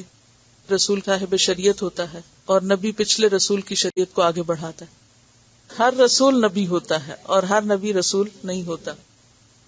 ایک بات یہ بھی یاد رکھیے کہ اگر رسول کا لفظ الگ سے آئے اور نبی کا لفظ الگ سے آئے تو پھر کیا ہوگا کہ رسول نبی بھی ہوگا، ٹھیک ہے. اور اسی طرح نبی کا لفظ اگر الگ آئے تو اس میں رسول بھی شامل ہو سکتا ہے، ٹھیک ہے. لیکن جب دونوں ساتھ آئیں گے تو پھر فرق ہوگا. جیسے ایمان اور اسلام کا لفظ اگر الگ الگ آتے ہیں تو معنی اور بنتا ہے، لیکن اگر دونوں ساتھ آتے ہیں تو معنی اور بنتا ہے، ٹھیک ہے نا. یعنی اگر فقیر کا لفظ اور مسکین کا لفظ الگ الگ آئے تو معنی اور ہوتا ہے، اور اگر کٹھے آئے، یہ پیچھے میں سب باتیں واضح کر چکی ہوں. فقیر اگر الگ سے آئے تو اس میں مسکین شامل ہوتا ہے، لیکن اگر فقیر اور مسکین آمنے سامنے آئے تو فرق ہوتا ہے. تو اسی طرح اگر ایمان کا لفظ الگ آئے تو اس میں اسلام شامل ہوتا ہے، اسلام کا لفظ الگ آئے تو اس میں ایمان شامل ہوتا ہے. لیکن اگر ایمان اور اسلام ایک ہی جگہ پر آ جائیں تو پھر دونوں میں فرق کیا جاتا ہے. تو یہاں چونکہ نبیین آیا ہے تو اس میں رسول بھی شامل ہے، یہ ایک عام لفظ ہے. ویسے رسولوں کی تعداد 300 سے کچھ اوپر ہے جو حدیث سے ہمیں پتہ چلتی. 25 کا ذکر قرآن پاک میں ہے، اور جو قرآن پاک میں انبیاء آئے ہیں وہ سارے کے سارے رسول تھے، اور ان میں سے اولو العزم کون ہیں؟ 5، جن کا ذکر اسی سورت کے شروع میں آپ پڑھ چکے ہیں. اور وہاں بھی کیا آیا؟ نبی کا لفظ آیا یا رسول کا آیا؟ وَإِذْ أَخَذْنَا، پیچھے پڑھے نا آیت، مِنَ النَّبِيِّينَ آیا نا. تو پھر آپ دیکھیں پھر وہاں کیا مراد ہوگا نبیین سے؟ رسول بھی شامل ہیں اس میں. ٹھیک ہے. وَخَاتَمَ النَّبِيِّينَ، آپ خاتم النبیین ہیں، یعنی تمام انبیاء اور رسل کی سیل ہیں، نہ کوئی اور نبی اور رسول آئے گا. اب یہ جو ہم کہتے ہیں کہ عیسیٰ علیہ السلام آئیں گے، تو کیا اس سے وہ سیل ٹوٹ نہیں جاتی؟ کیوں؟ نئی نبوت نہیں ہوگی. وہ یاد رکھیے کہ وہ کوئی نئی نبوت لے کر نہیں آئیں گے اور نہ ہی کوئی نبوت کی تجدید کریں گے، بلکہ نبی صلی اللہ علیہ وسلم کی شریعت ہی کو فالو کریں گے. ٹھیک ہے. تو اس لیے اس بات کو اچھی طرح سمجھنے کی ضرورت ہے. حضرت عیسیٰ علیہ السلام جو کام بھی کریں گے وہ آپ صلی اللہ علیہ وسلم کی سنت کے مطابق ہوں گے یا اس کے تابع ہوں گے. اور اس پر قرآن کی گواہی بھی موجود ہے، براہ راست بھی اور بالواسطہ بھی. براہ راست گواہی یا دلیل کیا ہے کہ نبی صلی اللہ علیہ وسلم آخری رسول ہے؟ یہ آیت وَلَٰكِن رسول اللہ وخاتم النبیین. ٹھیک ہے. اچھا، اب آپ دیکھیں انڈائریکٹ دلیل کیا ہے، بالواسطہ دلیل کیا ہے. قرآن سے لائیے کہ آپ صلی اللہ علیہ وسلم آخری رسول ہے یا آخری نبی. اصل میں یہ دلائل آپ کو پتہ ہونے چاہیے. میں بہت لمبی تفسیر نہیں کروں گی آج، اس کی بہت مختصر کروں گی، لیکن جو دلائل دوں گی وہ چاہوں گی کہ آپ کو یاد رہیں. نبی صلی اللہ علیہ وسلم آخری نبی ہیں، اس کی دلیل قرآن مجید سے لائیے. یہ آیت بولیں گے. ٹھیک ہے. اور خاتم لفظ کا معنی آپ کو پتا ہونا چاہیے، اور اس لفظ کی وضاحت کے لیے آیت یاد ہونی چاہیے، ختم اللہ علی قلوبہم. کیونکہ بہت سے لوگ کیا کہتے ہیں کہ وہ سٹیمپ ہیں جن کی سٹیمپ سے اور نبی آئیں گے. یعنی آپ خاتم النبیین ہیں اور آپ نبیوں کی سٹیمپ ہے اور آپ کی سٹیمپ سے اور نبی آ جائیں گے. تو یہ معنی کیسے بنے گا؟ قرآن میں تو ختم اللہ علی قلوبہم کا معنی کیا بنتا ہے کہ ان کے دلوں پر مہر ہے یا سٹیمپ ہے اور اس سے اور بہت کچھ نکلے گا. یہ تھوڑی معنی ہے اس کا. ٹھیک ہے نا. تو ختمہ کا معنی کیا ہے؟ سیل. ٹھیک ہے. کچھ بھی نہیں اور نکلے گا. اچھا، یہ تو ہے ڈائریکٹ دلیل. انڈائریکٹ دلیل کیا ہے؟ قرآن ہی کے اندر موجود ہے. دین مکمل ہے یا نہیں؟ انا نحن نزلنا الذکر وانا لہ لحافظون. کتاب محفوظ ہے نا، شریعت محفوظ ہے، تو کسی اور نبی کی ضرورت ہے؟ بات ختم. زیادہ بحثوں کی ضرورت ہی نہیں، نہ ادھر ادھر کے دور پار کے معنی لانے. کسی نئے نبی کی تو ضرورت تب ہوتی ہے کہ جب پچھلی تعلیمات بھلا دی گئی ہوں. رسول تب آتا ہے کہ کوئی نئی کتاب اس کو لانی ہے. کتاب بھی موجود ہے، شریعت بھی موجود ہے، تعلیمات سب صاف ستھری موجود ہیں، کام ختم ہو چکا ہے، دین مکمل ہو چکا ہے. تو کسی نئے دین کی، شریعت کی، کسی اور چیز کی ضرورت نہیں ہے. اسی کو لو، اسی کو پڑھو اور اسی سے ہی آگے چلو. دروازہ بند ہو چکا ہے. اور اس پر یہ قرآن سے دلائل ہے. بہت سی احادیث تواتر کے درجے میں موجود ہیں کہ آپ کے بعد کسی نبی کی ضرورت نہیں. اور اس کے بعد اجماع امت بھی ہے اس پر. اجماع امت کا کیا معنی ہوتا ہے؟ امت کے علماء اس پر جمع ہیں کہ آپ صلی اللہ علیہ وسلم کے بعد کسی رسول نہ کسی نبی کی ضرورت ہے ہی نہیں، نہ کوئی آئے گا. ان سب باتوں کے ہوتے ہوئے اگر لوگ قرآن پاک کی کچھ آیات کو مس انٹرپریٹ کر کے الجھانا چاہیں تو وہ دروازہ کہاں بند کر دینا چاہیے کہ دین مکمل ہے، ضرورت کیا ہے نئی چیزوں کی. یا تو اس آیت پر ایمان نہ لائیں. یہ 2 آیتیں بہت واضح ہیں، بہت کافی ہیں اس مسئلے کو سمجھنے کے لیے. کافی ہیں، مزید بحثوں کی ضرورت ہی نہیں، کیونکہ اس کے پاس کوئی اور ذریعہ تھا ہی نہیں. اب تو گلوبل ولیج بن گئی دنیا، کمیونیکیشن کے ذرائع اتنے ہو گئے ہیں، کتاب محفوظ ہے. اس کتاب کو آپ جتنی زبانوں میں چاہیں ٹرانسلیٹ کر کے دنیا کے ہر گوشے میں پہنچ جائیں اور آپ وہاں جا کے ہدایت کا کام کر لیں. یعنی سورسز ہیں ہمارے پاس. نبی ذریعہ ہوتے ہیں سورسز کا، پیغام لانے کا، وہ تو پہلے موجود ہے. وَكَانَ اللَّهُ بِكُلِّ شَيْءٍ عَلِيمًا، اور ہے اللہ ہر چیز کو جاننے والا. کل شیء، کل میں کیا کیا آتا ہے بتائیے ذرا لسٹ. ذرا کل کے لفظ پہ غور فرمائیے، اس کو 3 دفعہ انڈر لائن کیجئے تاکہ جب کبھی آپ اس اپنے قرآن کو پڑھیں تو آپ کو پتا ہو کہ یہ کل کا معنی کیا ہے. وَكَانَ اللَّهُ بِكُلِّ شَيْءٍ عَلِيمًا، اللہ ہر چیز کا پتہ ہے. بتائیے کوئی اور جس کو ہر چیز پتا، کوئی انسان، کوئی پارلیمنٹ، کوئی قانون، کوئی دنیا کا نظام، کوئی کمپیوٹر، کوئی سورس آف نالج، کوئی انسائکلوپیڈیا جس میں ہر چیز ہو ہے کہیں؟ تو پھر اللہ کو چھوڑ کر اوروں پہ اعتماد کس لیے؟ وَكَانَ اللَّهُ بِكُلِّ شَيْءٍ عَلِيمًا، ہر چیز کو جاننے والا ہے. لہذا اس نے جو ہدایت دے دی ہم کو اور جو کچھ ہمیں پہنچا دیا، اس کے بعد اب کسی اور کی ضرورت نہیں. بیسیکلی تو یہ آیت بھی بنیادی طور پر نکاح زینب رضی اللہ تعالی عنہا کے ہی سلسلے میں نازل ہوئی کہ حضرت زید کی متعلقہ سے نکاح جائز ہے کیونکہ وہ محمد صلی اللہ علیہ وسلم کے حقیقی بیٹے نہیں ہیں، وہ تو اللہ کے رسول ہیں. اور کس لیے ان سے نکاح کروایا جا رہا ہے؟ کیونکہ خاتم النبیین، آگے کسی اور نے آنا نہیں، اس رسم کو یہی توڑنا ہے، اس کی اصلاح یہی کرنی ہے. لہذا اللہ کو سب کچھ پتا تھا تو اس نے آپ کے ذریعے یہ حکم اسٹیبلش کر دیا ہے. واضح؟ یا ایھا الذین آمنو، اے لوگو جو ایمان لائے ہو. یا ایھا الذین آمنو، ابن مسعود کیا کہتے ہیں اس کے بارے میں کہ جب اللہ تعالی ایمان والوں کو ایمان کے واسطے سے پکارے تو کیا کرنا چاہیے ایمان والوں کو جواب میں؟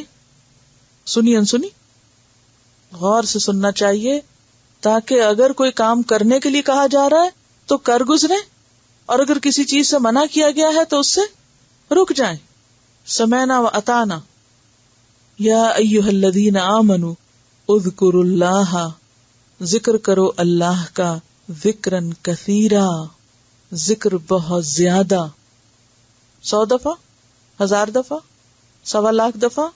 کثیرن کا کیسے ڈیفائن کریں گے؟ کثیرن کو تعداد مقرر کر کے. ذکرن کثیرا، بہت زیادہ، بہت زیادہ. اور کثیر بھی کس کے وزن پر ہے؟ فعیل کے وزن پر، مبالغہ کثیرہ، بہت کثرت سے. کیونکہ ذکر دل کی زندگی ہے، اور ذکر یاد ہوتی بھی کہاں ہے؟ دل میں ہوتی ہے. اس کا سورس اور منبع اور جگہ اور ٹھکانہ دل ہے. چاہے زیادہ ہو یا کم ہو، وہ سب دل ہی کے اندر ہے. اور ذکر کا اپوزٹ کیا ہے؟ غفلت. یا دل جاگتا ہوگا یا سو رہا ہوگا، یا یاد کر رہا ہوگا یا پھر غافل ہوگا. 2 میں سے ایک حال ہے. یہ نہیں ہو سکتا کہ انسان غافل ہو اور پھر کہے میں تو اللہ کو یاد کرتا ہوں. نہیں، یہ 2 اپوزٹ چیزیں. تو ذکرن کثیرا کس لیے ہے؟ تاکہ تمہارا دل زندہ رہے، جاگتا رہے ہر دم. کیونکہ اگر دل کام کرنا چھوڑ دے تو پھر کیا ہوتا ہے؟ موت ہے، کچھ بھی نہیں. دل کے لیے ذکر اتنا ہی ضروری ہے جتنا خون ضروری ہے اس کو پمپ کرنے. اگر خون ہی نہ رہے جسم میں تو دل کیا کرے گا؟ کچھ بھی نہیں.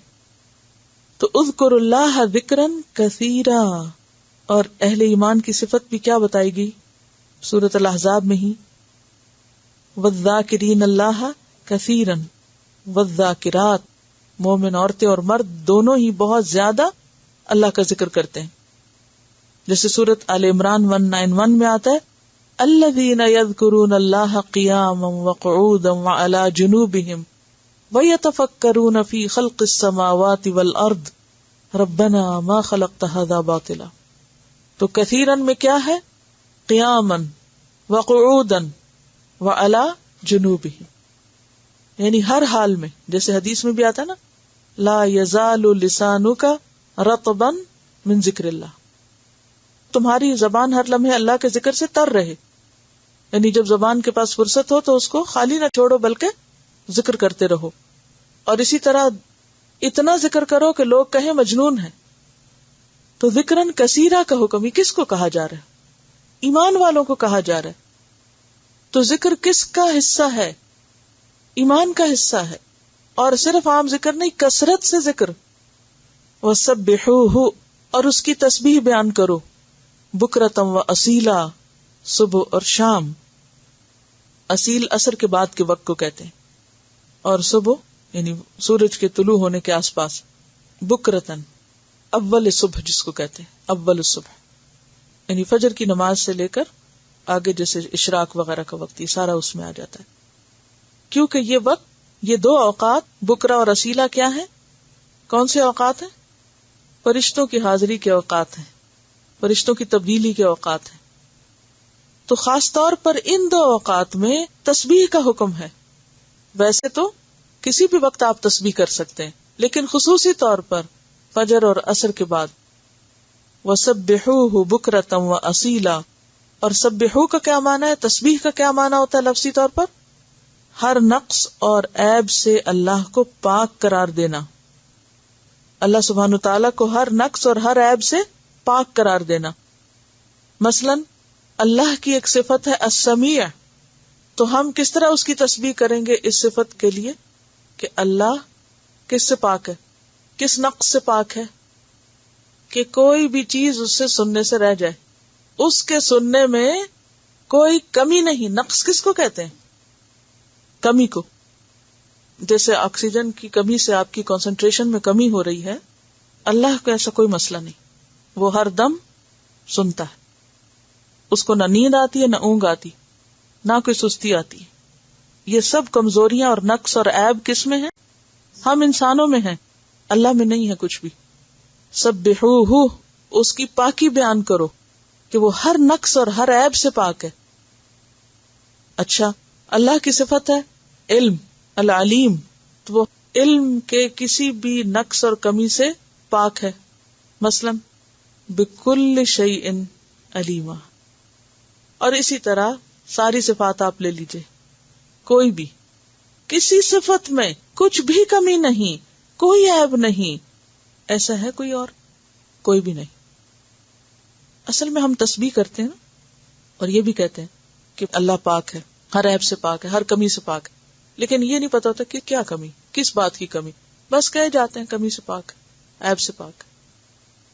چیزوں کو ذرا ان کی گہرائی میں لے کے جا کر پھر آپ لطف اٹھائیں گے ان الفاظ کا جو آپ بولتے ہیں.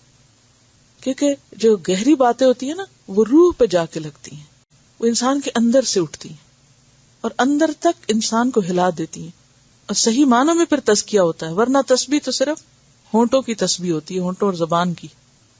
تو ذکر کی اصل مقام دل ہے. اگر آپ کسی کو بھی یاد کر رہے ہیں تو سب سے پہلے کہاں یاد کرتے ہیں؟ منہ پر. دل ہے. اور اگر کوئی صرف زبان سے کرے اور دل میں اس کے کچھ بھی نہ ہو، آپ کو اگر پتہ چل جائے کہ اس کے دل میں کچھ نہیں ہے اور یہ صرف زبانی باتیں کر رہا ہے، آپ کس قدر پسند کریں گے اور کتنا قبول کریں گے اس کو. اگر کسی نے آپ کو بالکل یاد نہ کیا اور آپ کے سامنے آ کے کہے میں آپ کو بہت یاد کرتی رہی ہوں، اور آپ کو چل پتا جائے یہ بالکل جھوٹ ہے، اور دل اللہ اس کا آپ کو دکھا دے کہ سراسر جھوٹ ہے، تو اس کی یہ بات اور اس کا یہ قول کتنی قیمت کا ہوگا؟ کوئی ویلیو نہیں رہے گی. پتہ چل بھی جاتا، جھوٹی باتیں سب کو پتہ چل جاتی ہیں کیونکہ ان کو کوئی وزن نہیں ہوتا، کھوکھلی ہوتی ہیں. تو یہاں پر کیا ہے؟ وَسَبِّحُوهُ بُكْرَةً وَأَصِيلًا، بُكْرَةً وَأَصِيلًا. اور خاص طور پر وہ صبح شام کی دعا میں جو آپ کو وہ جو تسبیح بتائی گئی ہے نا، جو حضرت جویریہ کو آپ صلی اللہ علیہ وسلم نے بتائی تھی، سبحان اللہ وبحمدہ عدد خلقہ ورضا نفسہ وزنۃ عرشہ ومداد کلماتہ. اور اسی طرح سبحان اللہ وبحمدہ سبحان اللہ العظیم. هو الذی یصلی علیکم، وہ ہے جو تعریف کرتا ہے تمہاری، صلاۃ بمانا ثنا کے، وملائکتہ، اور اس کے فرشتے. یعنی جب تم اللہ کی تسبیح کرتے ہو تو اللہ بھی کیا کرتا ہے؟ تمہاری تعریف کرتا ہے. فاذکرونی اذکرکم. هو الذی یصلی علیکم وملائکتہ، اور اس کے فرشتے. اس میں فرشتوں کی تعظیم ہے. کہاں سے پتہ چلتی تعظیم؟ ہو کی وجہ سے. اس کے فرشتے، اضافت مضاف مضاف الیہ، اس کا فائدہ یہی ہے. اور اس کے فرشتے یعنی اللہ کے فرشتے وہ بھی کیا کرتے ہیں؟ تمہاری تعریف کرتے ہیں. کہاں کرتے ہیں؟ تمہارا ذکر کرتے ہیں. کہاں؟ ملائے اعلیٰ میں. جب کوئی تنہائی میں اللہ کو یاد کرتا ہے تو اللہ تعالیٰ بھی اس کو تنہائی میں یاد کرتے ہیں، اور جب کوئی کسی گروہ میں بیٹھ کے اللہ کو یاد کرتا ہے تو اللہ تعالیٰ کیا کرتے ہیں؟ اس سے بہتر گروہ میں اس کا ذکر کرتے ہیں اور اس کی تعریف کرتے ہیں. دیکھو فلاں بندہ بندوں میں بیٹھ کے میری تعریف کر رہا ہے. کتنا بڑا اعزاز ہے. لوگ تعریف کے کتنے بھوکے ہوتے ہیں، اور تعریف کو چاہے وہ جھوٹی کیوں نہ ہو، جھوٹی تعریف وہ بھی پسند کرتے ہیں. یعنی انہیں پتا ہوتا ہے ہم ایسے نہیں جو ہمیں لوگ کہہ رہے ہیں، پھر بھی ان کو بہت اچھا لگتا ہے، معلوم نہیں کیسے. یہ بھی انسان کی کمزوریوں اور نقص میں سے ہے. بعض لوگ تو راضی نہیں ہوتے جب تک کہ ان کی جھوٹی تعریف نہ بھی کی جائے. تو بہرحال اب جب بندے کو پتا ہوتا ہے کہ کوئی اس کو چاہنے والا ہے، کوئی اس کو اپریشیٹ کرنے والا ہے، کوئی اس کی قدردانی کرنے والا ہے، تو اس کی کیفیت کیا ہوتی؟ اس کی خوشی اور اس کے اطمینان اور سکون کا کیا عالم ہوگا. اگر کسی ایک بندے کے بارے میں بھی آپ کو پتا ہو کہ وہ آپ کے لیے انتہائی مخلص ہے اور وہ سچے معنوں میں آپ کو چاہتا ہے، یعنی انسان کا دل خوشی اور اطمینان اور سرور سے بھر جاتا ہے. اور اگر کسی کو یہ پتا چل جائے کہ اللہ اس کی تعریف کرتا ہے، پھر اس کو کسی کی تعریف کی ضرورت رہے. یہ جو ہم ہر وقت تعریفوں کے بیساکھیوں پہ چلتے ہیں نا، کہ کوئی تعریف کرتا رہے تو پھر ہم چلیں گے دین کے رستے پہ، اور اگر کسی نے ہمیں شاباش نہ دی تو پھر ہم پیچھے ہی بیٹھ جائیں گے، نیچے بیٹھ جائیں گے. یہ کمزوری کیوں ہوتی ہے؟ یہ اس وجہ سے ہوتی ہے کہ ہمیں اس بات کا صلہ اور اجر پتہ ہی نہیں کہ اگر انسان کا ایمان سچا اور اس کے اندر اخلاص ہے اور وہ اللہ کا ذکر کرتا ہے تو اللہ بھی لازماً اس کا ذکر کرتا ہے. فاذکرونی کرتا ہے تو اذکرکم بھی ہوتا ہے. یہ کیسے ہو سکتا ہے آپ صبح شام اللہ کو یاد کریں اور وہ آپ کو یاد نہ کرے؟ آپ اس کی تعریف کریں، تسبیح کریں، کیونکہ تسبیح حمد کے ساتھ ہی ہوتی ہے نا، اور وہ آپ کی تعریف نہ کرے. اللہ جب کسی بندے سے محبت کرتا ہے تو کیا کرتا ہے؟ جبریل کو بلاتا ہے اور اس کو بتاتا ہے کہ دیکھو میں فلاں بندے سے محبت کرتا ہوں، اے جبریل تم بھی اس سے محبت کرو. پھر جبریل کیا کرتے ہیں؟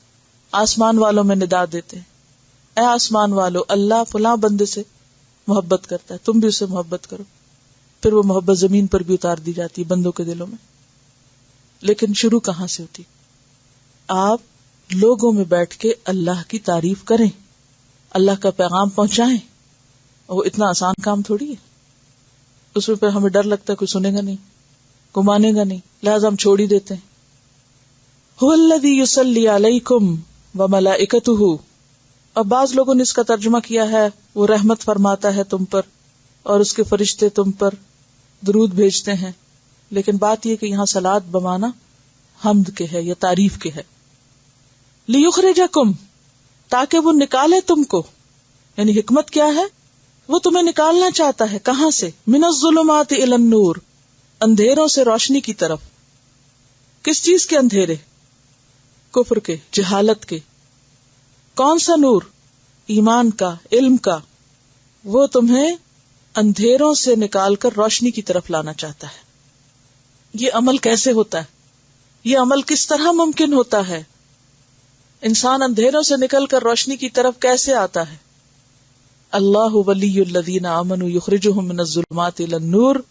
جب بندہ اللہ کا ذکر کرتا ہے، بندوں کے ساتھ بیٹھ کے اللہ کو یاد کرتا ہے، اللہ کی کتاب پڑھتا ہے، اللہ کا دین سیکھتا ہے، سکھاتا ہے، تو ہی اندھیرے دور ہوتے ہیں نا. جہالت کے اندھیرے کس سے دور ہوتے ہیں؟ علم سے. اور کفر کے اندھیرے دور ہوتے ہیں ایمان کی روشنی سے. وَكَانَ بِالْمُؤْمِنِينَ رَحِيمًا، اور ہے مومنوں پر بہت مہربان، بہت مہربان. اللہ مومنوں پر بے حد مہربان ہے. اس میں ہمیں شوق دلایا گیا ہے کہ ہم کیا کریں؟ سچے مومن بنے تاکہ اللہ کی رحمت ہم پر نازل ہو. آپ صلی اللہ علیہ وسلم نے ایک موقع پر اللہ سبحانہ وتعالیٰ کی رحمت کو اس طرح واضح کیا تھا کہ ایک عورت جس کا بچہ کھو گیا تھا، وہ اس قدر اپنے بچے کی خاطر پریشان ہو رہی تھی کہ وہ جس کا بچہ دیکھتی اس کو اٹھاتی اور دودھ پلانے لگتی، کیونکہ دودھ پیتا بچہ کھو گیا تھا اس کا. اسے کہیں قرار آ ہی نہیں رہا تھا، وہ ہر ایک کے بچے کو اٹھا کے اپنے ساتھ چمٹا لیتی تھی. تو آپ صلی اللہ علیہ وسلم نے فرمایا کہ للہ ارحم بعبادہ من ہذہ بولدہا، اللہ اپنے بندوں کے لیے اس عورت سے بڑھ کر جو اپنے بچے کے لیے محبت رکھتی ہے، اس سے بڑھ کر اپنے بندوں کے لیے مہربان ہے، اس سے زیادہ رحم کرنے والا ہے، اس سے زیادہ شفیق. وَكَانَ بِالْمُؤْمِنِينَ رَحِيمًا تَحِيَّتُهُمْ يَوْمَ يَلْقَوْنَهُ سَلَامٌ. تحیتہم ان کا سلام، تحیہ ہے زندگی کی دعا، سلامتی کی دعا، گریٹنگز کے معنوں میں. یوم یلقونہ جس دن اس سے ملاقات کریں گے. کس سے؟ اللہ سے ملاقات کریں گے. کون؟ مؤمنین، جو اندھیروں سے نکل کر روشنی کی طرف آ جائیں. ان کو کس طرح گریٹ کیا جائے گا؟ سلام سے. یہ کون سا دن ہے جب وہ اللہ سے ملاقات کریں گے؟ یہ دن یا تو موت کا دن ہے، کیونکہ موت کا دن جب فرشتے آتے ہیں تو جو نیک بندہ ہوتا ہے وہ اللہ سے ملاقات کی کیا کرتا ہے؟ خواہش کرنے لگتا ہے، اور جو برا ہوتا ہے وہ اللہ سے ملنا پسند نہیں کرتا. لہٰذا اللہ تعالیٰ بھی اس سے ملنا چاہتا ہے جو بندہ اللہ سے ملاقات کرنا چاہتا ہو. اچھا، دوسری بات قبر کا دن، اس میں بھی انسان تنہا ہوگا نا. پھر حشر کا میدان، جب انسان اللہ کے سامنے جا کے کھڑا ہوگا.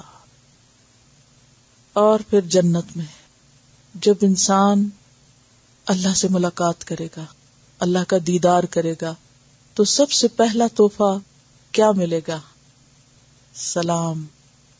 براہ راست بھی اور بالواسطہ بھی. براہ راست کب؟ حشر کے میدان میں اور جنت میں.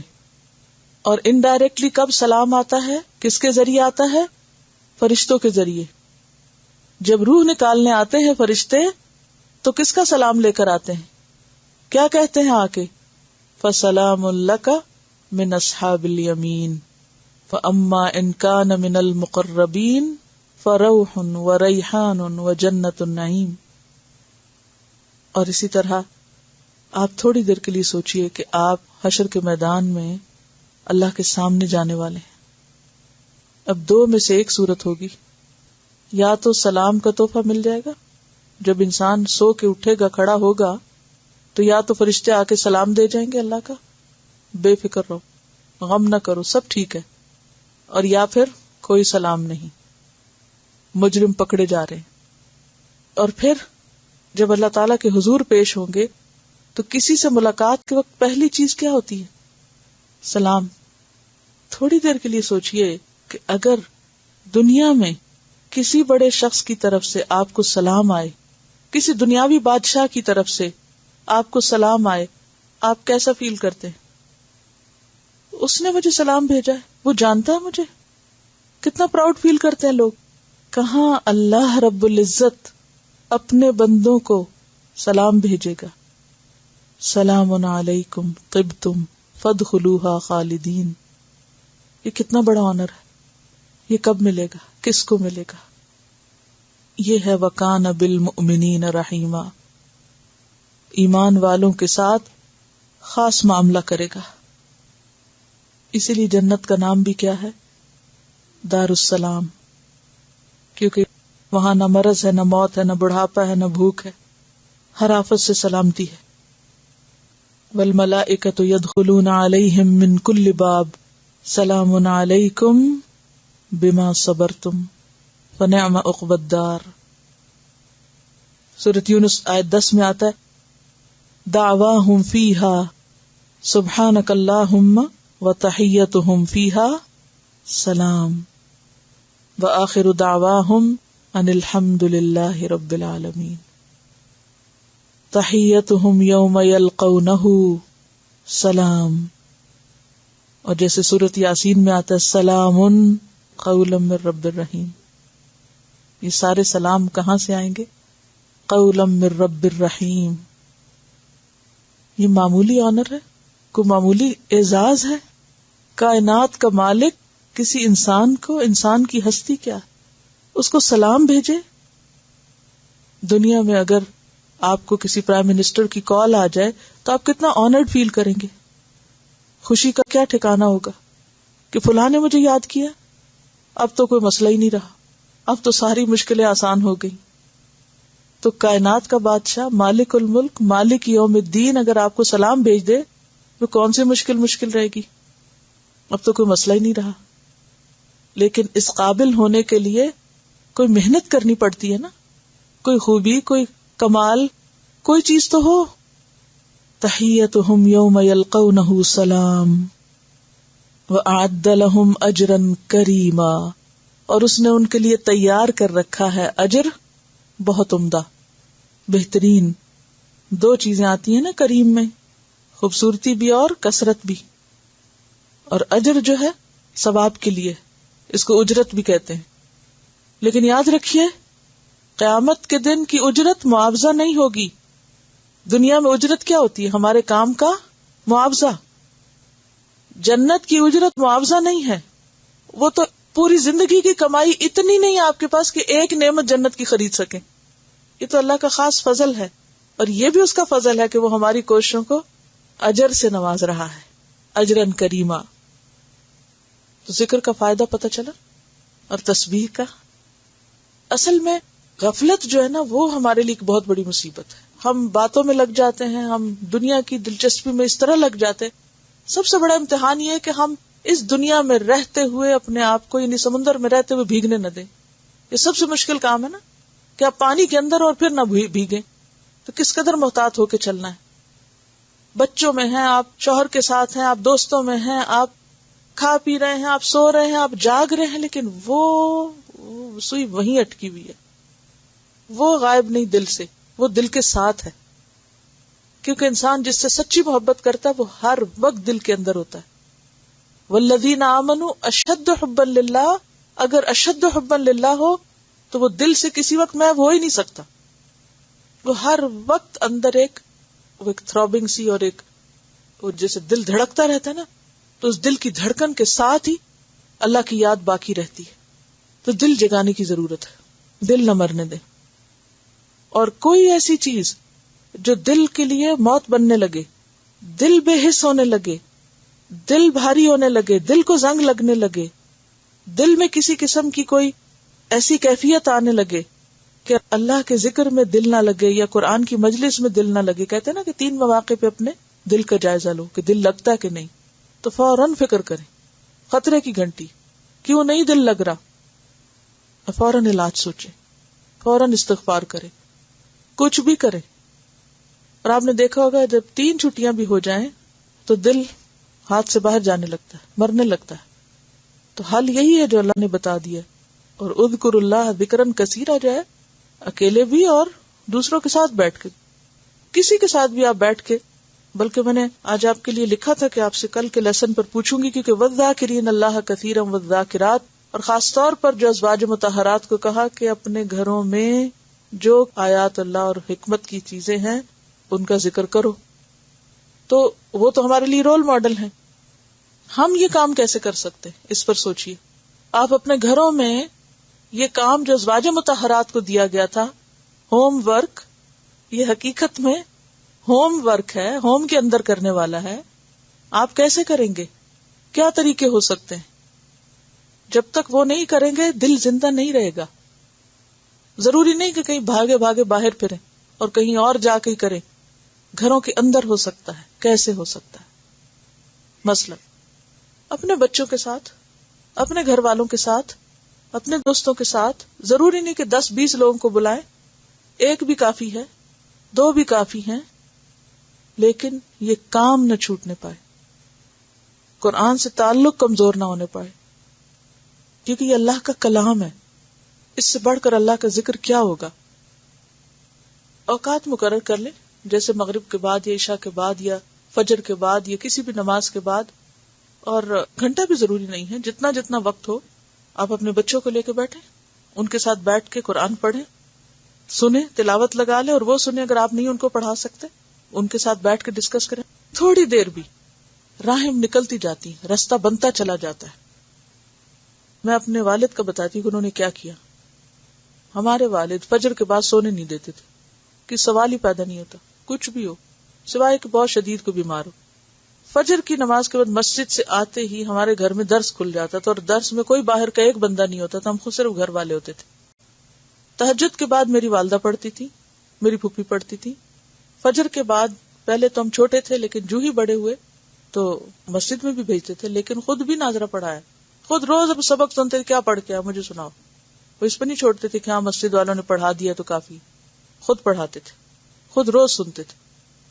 جو ذرا سی ہوش سنبھالی اور چیزیں ساتھ ساتھ شروع کرا دی، تھوڑی اور ہوش سنبھالی تو ترجمہ شروع کرا دیا، اور سوال نہیں پیدا ہوتا کہ چھٹی کرنے دیں، نہ اسکول سے کرنے دیتے تھے نہ اس میں کرنے دیتے، اور وہ تھوڑا تھوڑا تھوڑا تھوڑا ساتھ چلتا رہا، اور الحمدللہ کئی سالوں پر یہ محیط رہا یہ سب سلسلہ۔ اور وہ سب کچھ جو ایک مجھے باقاعدہ مدرسے میں جا کے پڑھ کے ملتا، وہ گھر میں ملا، لیکن روٹین میں اور پابندی کے ساتھ مل گیا۔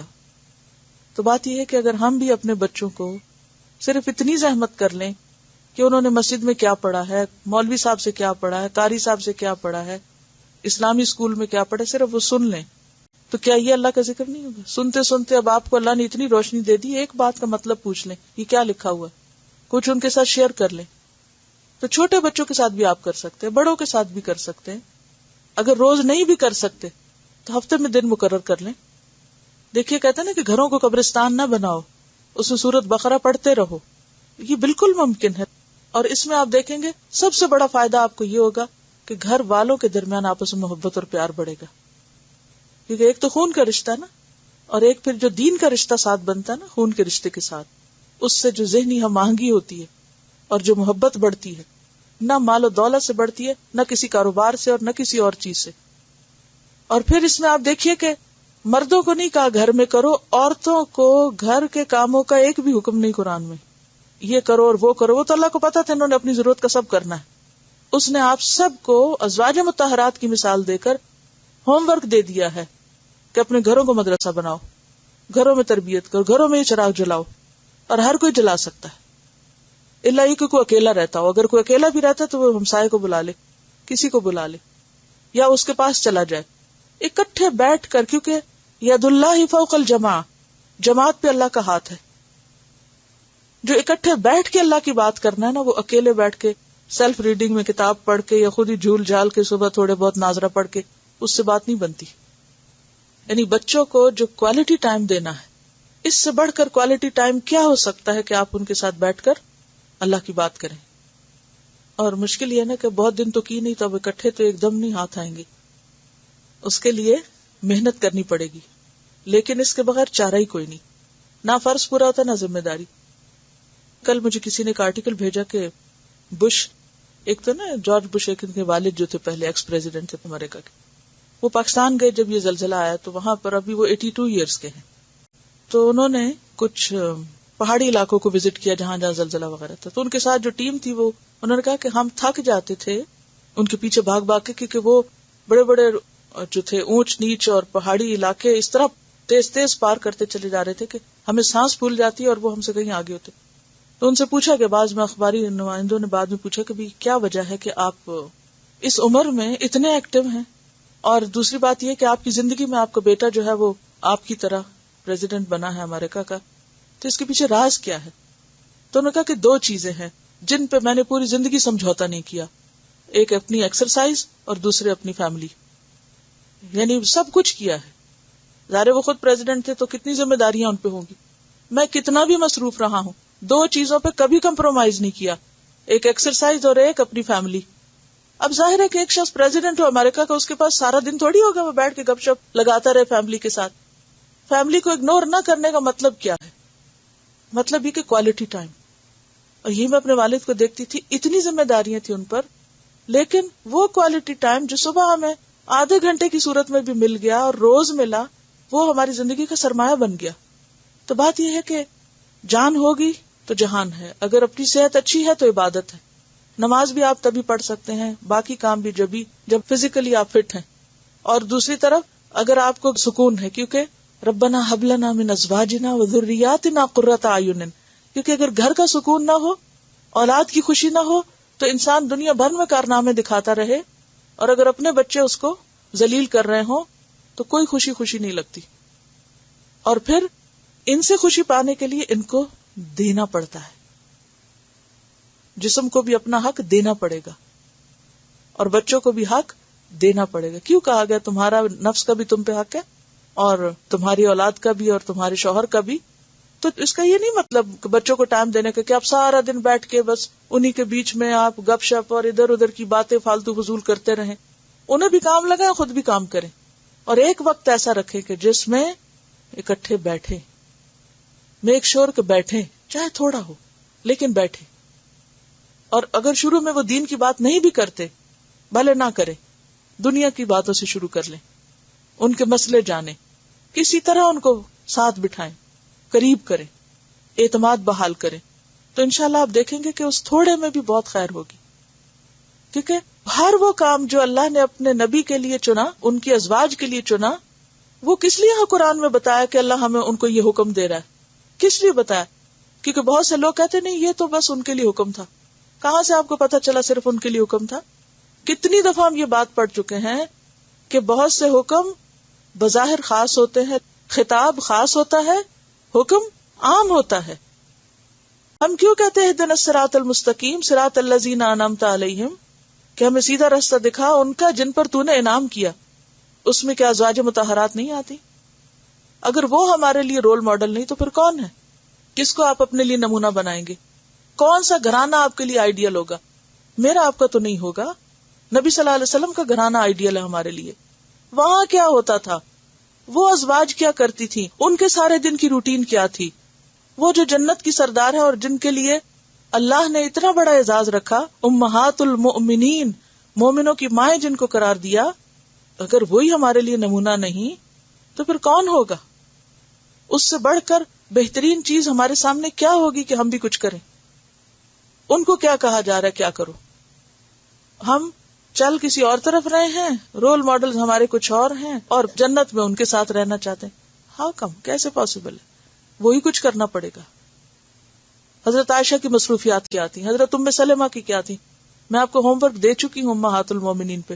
اگر آپ نے نہیں پڑھا تو اس پارے کے ساتھ دوبارہ آپ کا وہ ہوم ورک ہے، وہ کتاب آپ کو ختم کرنی ہے امہات المومنین کے بارے. لکھ لیجئے اس کو.